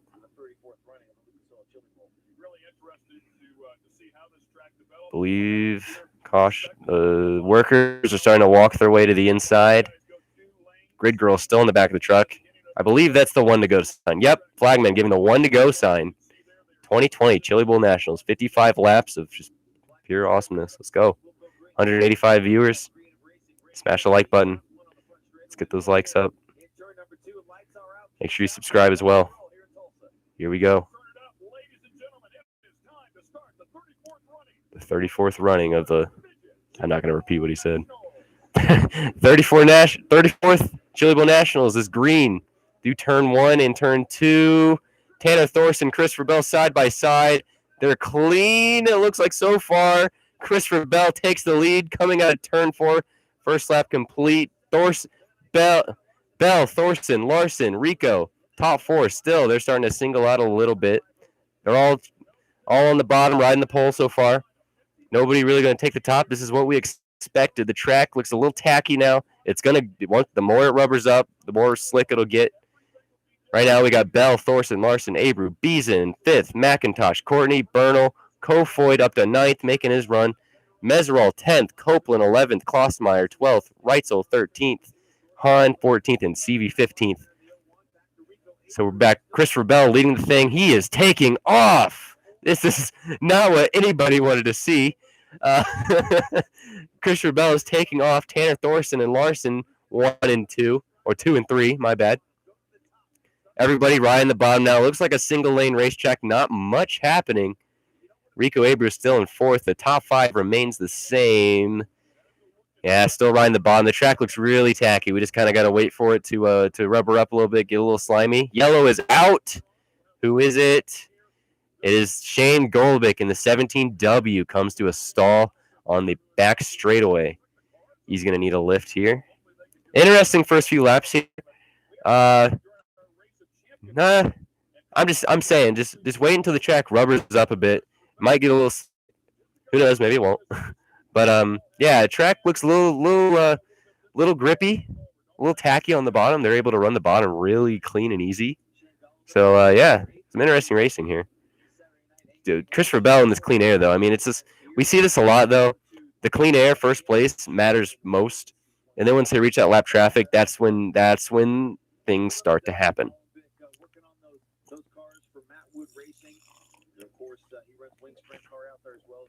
I think they're using the NBC ticker because they'll have some ARCA races later in the year with Track Pass. Yeah. I wish ARCA was just like on NBCSN.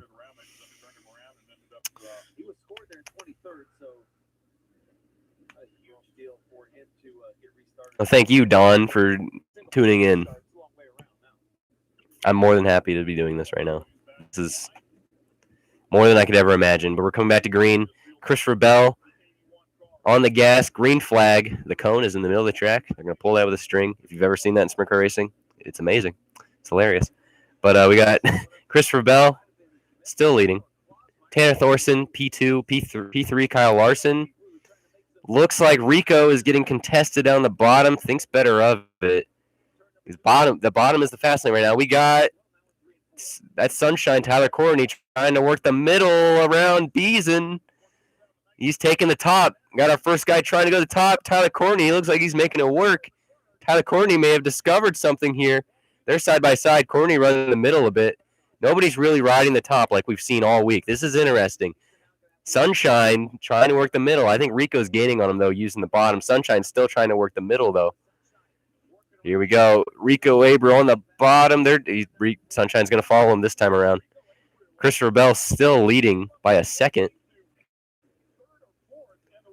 Once we get to these lap cars, though, that's going to make the difference. Tanner Thorson still P2. Kyle Larson. We got guys taking the top now. Oh, and Sunshine. Sunshine going to back it up into Rico there. That's going to impede both of them. It looks like they're starting to run the top now. The top has been discovered, boys and girls. Rico Abreu. We got the 71K of McIntosh trying to pull a sneaky one in here in turn 1 and 2. And he's going to make it work with the slider. Going to slide up the track in front of Beason. He's good to go. Beason in the 8J falls back to 6. Meserol in the 6. Mr. That's the flight delays here. He's worked his way into 7th in the 7X car, trying to work his way around Beason. Beason's going to take the bottom, kind of block him off here as Christopher Bell has finally reached lap traffic. He got the caution car of Shane Golobic in front of him. Kyle Larson going to go to the inside of Tanner Thorson. They're going to slide Larson, keeping it clean, though, and he's around Thorson. Is he going to slide up the track and give Thorson the spot? Yeah, Larson's got the spot. Larson up to second, 2.2 seconds back. Christopher Bell through lap traffic. This is exactly the perfect time Larson needed to get through there. Larson up to second. Tanner Thorson to third. Man, that Thorson car is beautiful. McIntosh up to 5th. Buddy Kofoid, update on him. He's up to 8th. Reitzel down to 12th. Klossmeyer 10th. Beason 7th still. This track still looks a little tacky. You can see the rubber kind of being built around the bottom now. Got Sunshine Tyler Courtney, who's I lied. That wasn't for. Was that not? Oh no. They haven't messed up. They said he was a do not start. Yeah, unless something happened. Get copyrighted for reflection. Yeah. Haha. One time I looked down, I see that. That's awesome. All right. Christopher Bell. Larson's brought the gap down to a second through the lap traffic. Now Larson is closing the gap through the lap traffic. He's just about getting lucky through here. Christopher Bell down to the bottom on Leary. He makes it work. Christopher Bell making quick work of this lap traffic. It's going to be tough for Larson. He has a big gaggle of cars to come through now. Christopher Bell. It looks like he's a little buffer to the next lap car. So, Larson back there still making moves. Oh, Larson taps the little wall tap there in the front straight. That's going to definitely not having a great time in the lap cars. Got the 7 BC of Tyler Courtney in 4th, Tanner Thorson 3rd, Larson 2nd, and Bell 1st. Bell riding the top. He's got Wyndham in front of him now as the lap cars. Wyndham, Allgaier, Seavey, Swindell, Pickens. The Swindell Speed Lap cars running 16 and 17. Seavey, Swindell, I believe, is the 16th place car. The 84X, Christopher Bell, bumped the gap about 7 more tenths. But, just like I said, he went from being like 2.2 seconds back to 1.7. So, the gap really matters. The gap really matters here. The lap traffic really matters here. Yeah, it's down to 1.9 seconds here. You can tell Christopher Bell, he got that good cushion of space. We're on lap 27 and 55. Like I said, this is just going to fly by. Christopher Bell on the verge of 4 in a row right here. Can he do it? Kyle Larson's coming. He's definitely oh man, Bell almost got the Allgaier there. Keeps it under control though. He's running the top. Looks like the top line is once again become the fastest line around the track. Larson has a good buffer to the next cars now, but it's just how fast that he can make up the time to where Bell hasn't already gotten past him. I think Larson right now, Larson is on a mission, 30 out of 55 laps. He's brought it down to 0.9 under a second now. That's pretty crazy. He's about a second back. The gap's just fluctuating. Barely been under a second, though. I don't think Bell is using his car up. I don't think tire wear might matter, but I really don't see Bell pushing too hard right now. I think he's cruising. There were a bunch of positions here in the lap traffic that he could have pulled some mean sliders and been really aggressive where he hasn't. And Bell's worked the gap, and Larson's worked the gap up. I think if anything, Larson, we saw him tap the wall a little bit.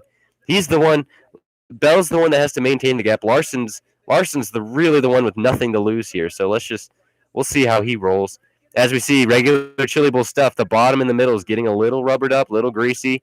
So anytime someone tries to make an inside or middle pass, they're not keeping it under control. Yeah, Cannon McIntosh is showing mean sliders all over the place. That's going to lose him time, though. And really, that's not putting your car in a good spot. I don't think. I've seen those mean sliders all week. And most of the time, it doesn't end up in good. Klossmeyer, and there's a yellow. We had a yellow lap, 36 out of 55. This changes. Does it change a lot, though? Is this good? This is the big question. Is this good for Larson or bad? Because now Bell has clear track ahead of him. Larson's going to have to be on it on this restart. He's going to have to be on it. Okay? Now, the real question now, this really becomes a fair fight. Does Larson have the car for Bell? This is the good question David asked. Did Bell use his car up at all? You know? Let's just look at some.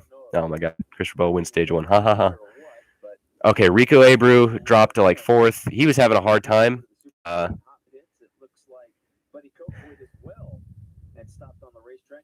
Pause 10 seconds for station identification. You're watching the 2020 Chili Bowl Nationals live on the Racing Nation TV. Reitzel is an idiot and a midget. One could agree. Rip the lip. Rip the lip. Trying to see if they can get that thing fixed back up and back out here. And it looks like some of the crew guys there motion to the official. That's going to do it for us. So While we're on a break here, smash that like button. We got 45 likes now. And Matt, smash the subscribe button. We got plenty more content coming this year. Lots of great stuff. Planning on doing some interviews with some drivers at the Rolex 24 next week. One driver in particular, it's going to be pretty fun. And then we got some good vlog content, pure sound stuff, fun stuff. Hopefully some dirt content at Wayne County and Attica. So we got Blake Hahn in the 52 being pushed to the middle of the track here. It looks like he might have a problem, or he's just making it to the bottom of the field, but it looks like he needs pushed.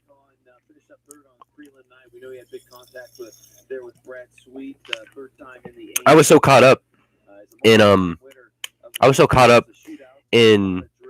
talking about Larson versus Bell for this restart. I forgot the yellow was, I believe, the 27. I don't think it wasn't a caution marshal car. It was but yeah, it was just a spinner on the inside. Just normal here. When the middle gets a little slip, then you start to ride the bottom, and it's just easier to spin out from the bottom. What lap is it? It was 33, 30, 36, 37. Boom. Do laps under caution count? That was one of my questions.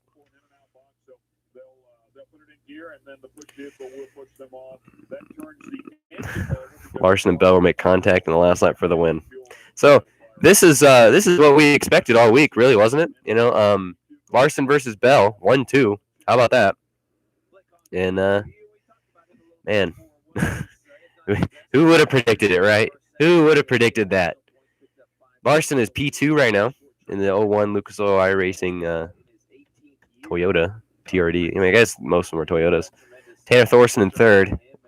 I mean, this is either going to be a good or a bad thing for Larson, but it's a honest, really good thing for guys like Thorson and Abreu, who were farther back and probably weren't going to catch those two leaders in the lap traffic, or like Klossmeyer in was it 5th, and now we're going back green. Bell shoots down to the bottom. Larson's going to take the top. Bell goes to the bottom. Larson to the top. Throwing a slider. Doesn't make it happen. That was aggressive. That was an aggressive move. You love to see it. Now, Christopher Bell, hopefully, for Kyle Larson's sake, hopefully he doesn't run away. But there's still time that they're definitely going to catch lap traffic, and maybe luck will fall Larson's way as Tanner Thorson is getting massive pressure from Rico. He slides over the track, loses time. Man, you gotta rip the lip to be able to be fast around here. Klossmeyer throwing a slider on Abreu. Big wheelie off of 2. McIntosh, who's been throwing fat sliders all night. And we got another caution. But McIntosh, who's been throwing fat sliders all night, he's still doing it. And he hasn't wrecked yet. Oh, and there's Pickens in the fence. Facing the wrong way on the cushion. I hate to see it. We're at 202. We're at 202 viewers, 204. Thank you guys for joining. Like, subscribe. We got more content coming. Right now, I bring you I guess it's turned into pretty much a commentary of the 2020 Chili Bowl Nationals. Thank you guys for coming in. It's been awesome. It's been a great night. We reached 50 likes. That's sweet. That's amazing. Yeah, Michael Pickens got on the cushion, looped her around. You watch the races on MavTV.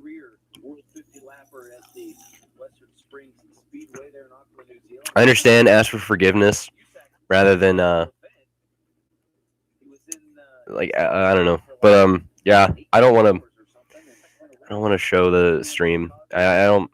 That's just to me. I mean, yeah, you can go on Twitch and try and find it, but like for me, I don't know. I don't feel right showing the stream. It just kind of feels like a cheap way to gain views and stuff. Something like that. I have too much respect for the people of MavTV, even though most people don't get MavTV. I just have too much respect for the people who put this on. It's not often you get a live sprint car race, so you take what you get. That's kind of how I feel about that. Yeah, nobody gets MavTV. It sucks. It sucks. You got to pay extra for it. But yeah. Well, if I showed you last lap, you can find it on Twitter like instantly anyway. So Timez in the 7X right now, the Mr. Miss Your Flight. Well, Mr. Flight Delayed. I shouldn't have said missed. AA Ron, Aaron Reitzel, who is said to drive like a dick and a midget, which is a solid case to make for that. Trey Marshall will tell you all about it. All right, we're back green. Christopher Bell, Kyle Larson, Tanner Thorson going to take the inside. Oh, and Larson had a terrible restart, but he's still going to shoot the inside of Bell. Squeeze Tanner Thorson on the inside of 1 and 2. And Thorson's going to try to go on the inside of Larson. That was a tight one. Everyone running the top set for Thorson, trying to make something happen on the bottom, but he's just going to lose time. And Larson's going to try and go underneath a Bell. Let's see. He's going to shoot to the bottom. Is he going to come up? He's coming up front of him. They're going to switch it around. Bell and Larson side by side. They make contact. And Larson to the lead. Larson to the lead. That was incredible. 15 to go, and Kyle Larson leads. But what a move. What a move. Wow. They made contact, and now Bell is struggling to get back into a rhythm now. 7/10 back. They're all and Reitzel up and over, and Meserol is over. 2 cars flipping. Flip count to 77. Man. Oh, Aaron Reitzel. And now it's even back up again. Larson, right when he got the advantage, he lost it. Larson lost the advantage. Wow. What? Sparks fly inches apart on dirt? Are you kidding me? What? That was some of the most incredible racing I've ever seen in my life. I'm sorry if I flipped out. That was literally the most incredible racing I've seen in my life. But Aaron Reitzel, Thomas Meserol, they go up and over. Let's see it. And it looks like Reitzel, yeah, just slid up the track, crushed the cushion, went up and over, and Meserol, right in the top, just gets his right rear stuck in it as Reitzel's flipping, and that just tips his car over. But yeah, that's what happens when you throw fat sliders. But you know what that does? That's going to create a divot. If I'm thinking right, he hit it hard enough that it created probably a big old bump in the cushion that maybe that might mess some people up. But we'll see. That's just my little. I might be talking about something I know nothing of, right? But yeah, big flip. Obviously, I mean that's a normal thing. He's all right, so that's just kind of standard Chili Bowl flip there. What was that 7? It's flip count 77. I don't have a PC. It's my table. I have like a racing gaming simulator that like I have a platform for. I was beating on that. So if I'm not hitting the computer, we won't lose it. Wow. There's going to be about 15 something to go. Wow. We're at 222 viewers. We're at 219 viewers now. Thank you guys for tuning in. This has been an awesome night. It's not over. Make sure you like and subscribe, and we're definitely gonna have more content throughout the year. So make sure you like the live stream and subscribe to the channel for more content. I'm just gonna check the phone for a bit, for a little second here. 320 subscribers. Are you kidding? God, that's awesome. All right, we're back green. I'm overwhelmed. Kyle Larson leading, and Rico's going to make a slider on Bell, and Bell's going to do the over-under. This is perfect for Larson. This is everything Larson wanted. Bell is third now. Rico completed the pass, and now Bell is stuck on the inside, and Larson is taking off. Rico making it hard on Bell, shoves him to the outside. Bell going to pull a slider. Is Rico going to be able to come back on him? And Bell took the spot. Rico's going to try it again. Didn't make it happen. Bell's got the spot. Bell back to second place, but that gives Larson a 2.5 advantage. Cannon McIntosh, 6th place. Here's a quick run on Larson, Bell, Abreu, Thorson. No, McIntosh now. Beeson, Thorson, Klossmeyer, Seavey, Burno, Courtney. That's the top 10. McIntosh still throwing these fat sliders. He's made his way up to 4th place. I might pick Kofoid. I don't even know where he's at now. But, man, Larson's up to a 2-second gap. If we go green the rest of the way, 10 to go, this might be Larson's night. Logan Seavey making his way up to 7th. Kofoid in 9th now. Yeah, he's just kind of sitting around the top 10. Rookie debut, that's good. Yellow, this is terrible for Larson. Christopher Bell in 2nd. This eliminates a 2.2-second gap with inside, I believe, 10 to go. Oh, Tanner Thorson! No! What a great night he had. And it's all over now. It's all over. The car is stalled on the inside. Tanner Thorson out of this. That's a beautiful car. I wish they made midget diecast, because then I would just... That's perfect. But Cannon McIntosh in 3rd place. The 17-year-old Cannon McIntosh in 3rd place. What's going to happen? Like the chat says, Kyle Larson, this final restart, inside 10 to go. Slid or be slid, baby. It's go time. We're inside 10 to go. Inside 10 to go in the Chili Bowl.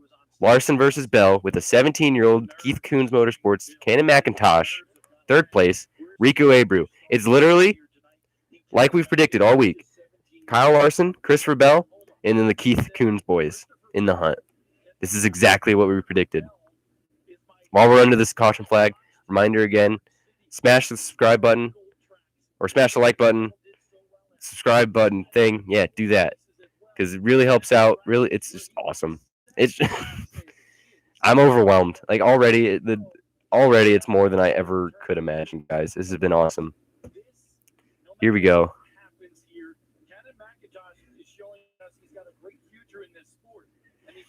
I just had to think for a minute. I just went, wow. 231 viewers, guys. This is awesome. This is awesome. I'm overwhelmed. I'm honest. This is amazing. This restart. Tanner Thorson's pissed. He's pissed. He's pissed. Man. You hate to see that. You absolutely hate to see that. Tanner Thorson in the 19. I don't believe he's done. He's thrown the wheel. He's getting out of the car. He's pissed off. They parked him on the inside of the track, and he wants. Oh man, you hate that. They parked his car on the inside. He's pissed. He wants to be in the pit area. Why didn't they push him to the pit area? We're back green. The 0-1, Kyle Larson. Cannon McIntosh going to try the inside of Christopher Bell. Christopher Bell blocks the bottom. Doesn't quite get it on Bell. On Larson, I mean. Larson has that top lane moving. McIntosh, again, with the fat sliders. Just couldn't quite get it. Expect him to slide. Expect Cannon McIntosh to slide. And 9 laps to go. Is this the one Kyle Larson can get it? He's 7/10 ahead of Bell. I don't know if they're going to catch any lap traffic, if that'll be a factor or not. We'll have to see. Kyle Larson, closing moments, 8 to go. This is going to fly by. Christopher Bell, 8/10 back. Enrico, oh man, big bump in the middle of 3 and 4 on the cushion. 7/10 back is Bell. He's gaining little by little. Will be enough. We saw this play out last year. Man, the big bump on the cushion in turns 3 and 4. Big, Matt, some great racing happening here mid-pack. Buddy Kofoid's up to 7th. We got 5 to go. Larson leads. Looks like he just gained a little bit more on Bell. 5 laps to go. Larson is your leader. This could be the one. Gets that bump in 3 and 4 on the cushion could be a problem. It's a top lane race. Larson doesn't have to worry about missing the inside like last year. This is everything. 4 laps to go. These are the most important 4 laps of your career, Kyle Larson. Do it. Can he do it? 3 laps to go. And he's going wide on the... Oh, he saved it. He's good, though. He maintained it. He maintained the car. Didn't go off. We're going to come to 2 to go here. 2 to go. Are the most important 2 laps of Larson's career. Right here. 2 to go. Is he going to do it? Coming to 3 and 4 with 2 to go. Kyle Larson riding the top. The bump in 3 and 4 and the cushion is not a problem for Larson. 1 more lap. He's through 1 and 2. Down the back straight. 3 and 4 for a final time on the outside. And Kyle Larson does it. Kyle Larson with the win. His first ever Chili Bowl. I believe that is the 25th different winner. Kyle Larson finally wins the Chili Bowl. And he's going to celebrate. You celebrate, Kyle Larson. You've earned it. The 34th Chili Bowl goes to Kyle Larson with Christopher Bell in second. Christopher Bell, great run night. Man, what a move by Larson. Guys. That was amazing. What a race, guys. You can hear the crowd in the background. Man, that's awesome. Christopher Bell second. Wow. Big stuff. Big stuff. He's doing the burnouts. That was the most clean burnout I've seen after a Chili Bowl win I've ever seen in my life. Burn it down, Kyle Larson. You earned it, buddy. Yeah, that was awesome. That was sweet. I'm just ecstatic. That was... How about that, guys? How about that? 204 people. 200 people still. They put on a show. What a show. I don't think you can ask for more than that. That was incredible. He's getting out of the car now, coming through the top. Kyle Larson is a Chili Bowl Nationals champion now. So many have done it. Tony Stewart, so many big names. So many of the Tony Stewart. That's all I got. Sammy Swindell. This is such a big race for everybody. The purse doesn't pay off. The purse doesn't pay well. They'll say that. But just knowing that you beat 341 of the best sprint car drivers in the world. It doesn't get better than this for Kyle Larson. He's crying. He's in tears. Looks like it. I might be missing it, but it just looks... Absolutely unbelievable to watch what he has done in the last few months. Went for that big dude. in New Zealand. Guys, can you believe that? Kyle Larson, Chili Bowl winner. He said that winning the Chili Bowl may mean more to him than winning the Daytona 500 with his son, Owen Larson. Can it get any better for Kyle Larson tonight? Kyle Larson is going to remember this night for the rest of his life. How's this interview going to go? Let's see. Oh, man. They really screwed the pooch on the microphone there. This is a big moment. They really screwed the pooch. The Chili Bowl still has showgirls, by the way. Take that as you will. You won the Chili Bowl. You finally did it. Thank you. Thanks. You finally did it. Wow. I'll turn it up for the interview. I feel like I'm going to pass out. I'm sorry, NASCAR. I'm sorry, Daytona, but this is the big... He said it! I hope to win Daytona. He said it! He said it! I can't say enough about Luke's Oil iRacing. Everybody who helps out on this car. Paul Silva, my gosh, we were doing this thing all week long. And, You said it. You know, there in the feature, I finally felt good. You know, I could get down the straightaways and have grip. I could lean into the cushion and be confident. I can't believe it. It's taken me 13 years. That's almost half my age. I've been coming here, but 13 years to win this race, and it feels better than I can imagine. All those laps, you had a bunch of traffic between you and Christopher, man. And here, come on in here. Oh, yeah, you got to get some spotlight. Yeah, okay, yeah, his wife in the middle of the light. You had a bunch of cars between Where have we you seen and that Christopher, before? And you just couldn't get to him in that yellow. How much of a deal changer was that? Yeah, you know, I could, obviously we were all nervous, I'm sure, to see Christopher get to lead from the outside lane and then check out like he did. You know, I was How about that? doing all I could to keep What up a with pass. traffic and felt like I was doing a good job. And then we had that one restart. His own car, too. And I stayed close to him, actually made runs on him on exit. So I knew that was going to be important for me to slide him. And, knew I wanted to get by him quick because once he figures some things out, he's the best. So we were able to get by him quick and then try not to make too many mistakes there, but was getting a little sloppy at the end. Obviously, my nerves were kicking in and, having, nightmares run through my head again. So it just feels Can you guys good hear to this all right? win it and win it in my own car. First time out here in the Chili Bowl. It's just, it's crazy. Paul Silva is so smart. And for us to come out like we have and pretty much win every race but a couple as a new team is something spectacular. I don't think I'll ever be done again. My friend, no more nightmares. You've won the Chili Bowl. Kyle Larson wins the Chili Bowl. How about it? I'm gonna go over the starting order. Stay for a little bit, talk about the race. For whoever wants to stay and join the chat, do about 15 minutes worth of that, maybe less. But let's get through the order. Wow. I can't believe one thing about that interview is I can't believe he actually said the NASCAR. He actually said that beats anything. It's unreal stuff. I'm gonna wait for a finishing order to be updated for uploaded. I'm gonna wait for that. But man, 74. You actually counted. You counted. I said it 74 times that I can't show the stream. So for the remaining 135 viewers, thank you so much for coming, for joining the stream. It's awesome. It's more. I didn't know what to think coming into the stream, and wow, guys, it's been incredible.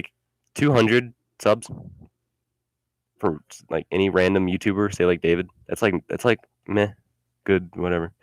For me, guys, no way. No way, guys. Unreal. This means the world to me.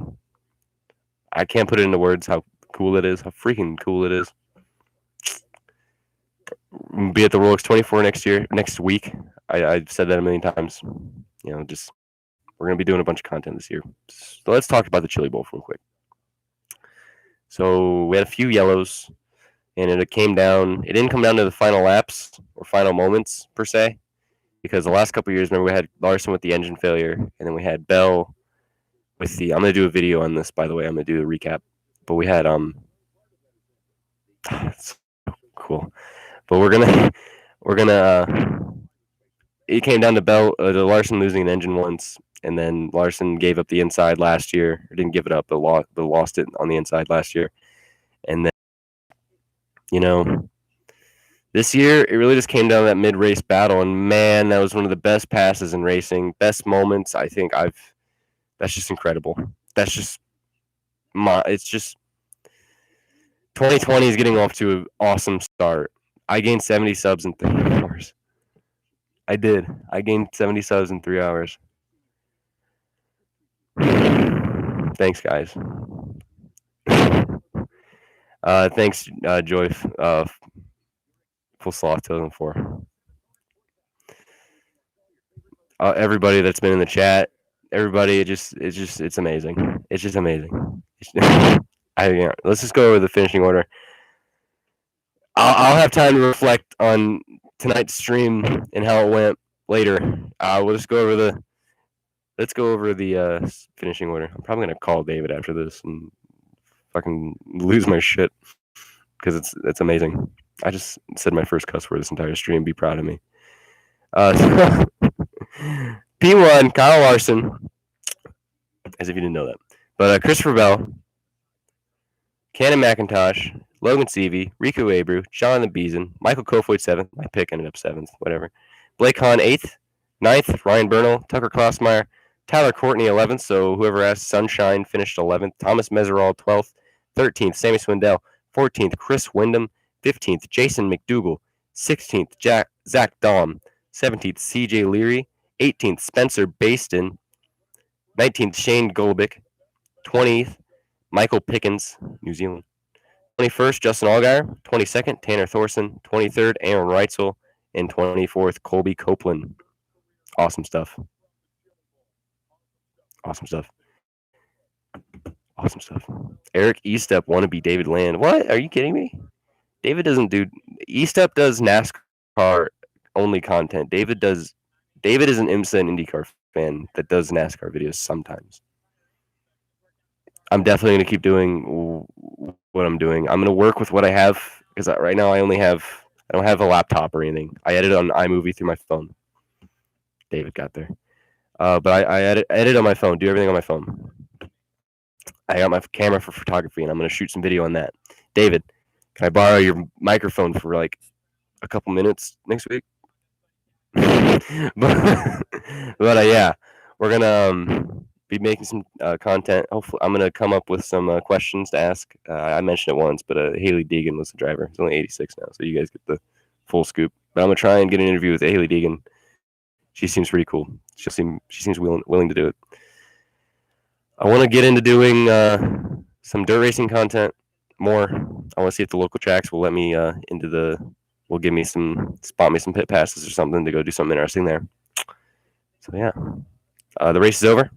Kyle Larson won, and wow, I didn't even. Cannon McIntosh P3, a 17-year-old driver, finished P3. I have a lot to work on to make a video recapping the race now, because there's just so much to talk about that my mind is in a pretzel, man. My mind, it's all tied up like a pretzel. I got a pretzel in my head.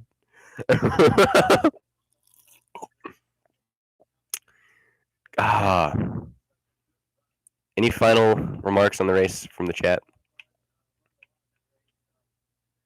I'm going to wait.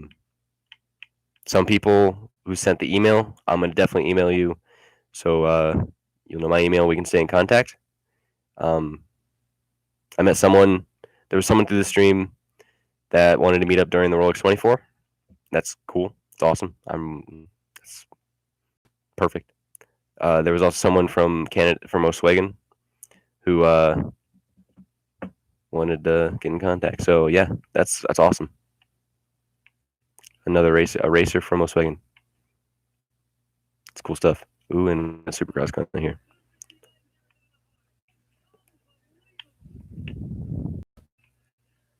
Oh, it's 250 main event. Okay. But yeah, okay.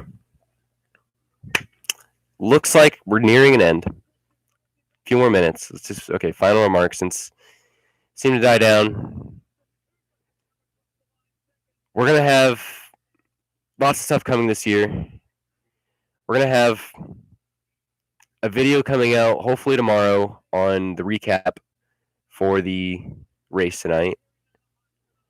So for anyone who missed the stream or wasn't here the whole time, but I really don't know what else. The finishing, the final laps weren't that wasn't side by side, but like the middle of the race, Larson and the passes and stuff, that was some of the greatest racing I've ever seen. Let me watch. I really have to see this. This is 83 down. Oh, that's awful. That's an awful crash. All right, but anyways, final remarks. Thank you guys so much.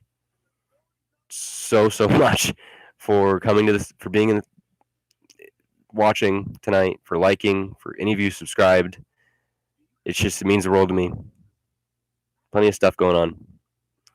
And I will see you in the next one. Bye, guys. Have a great night.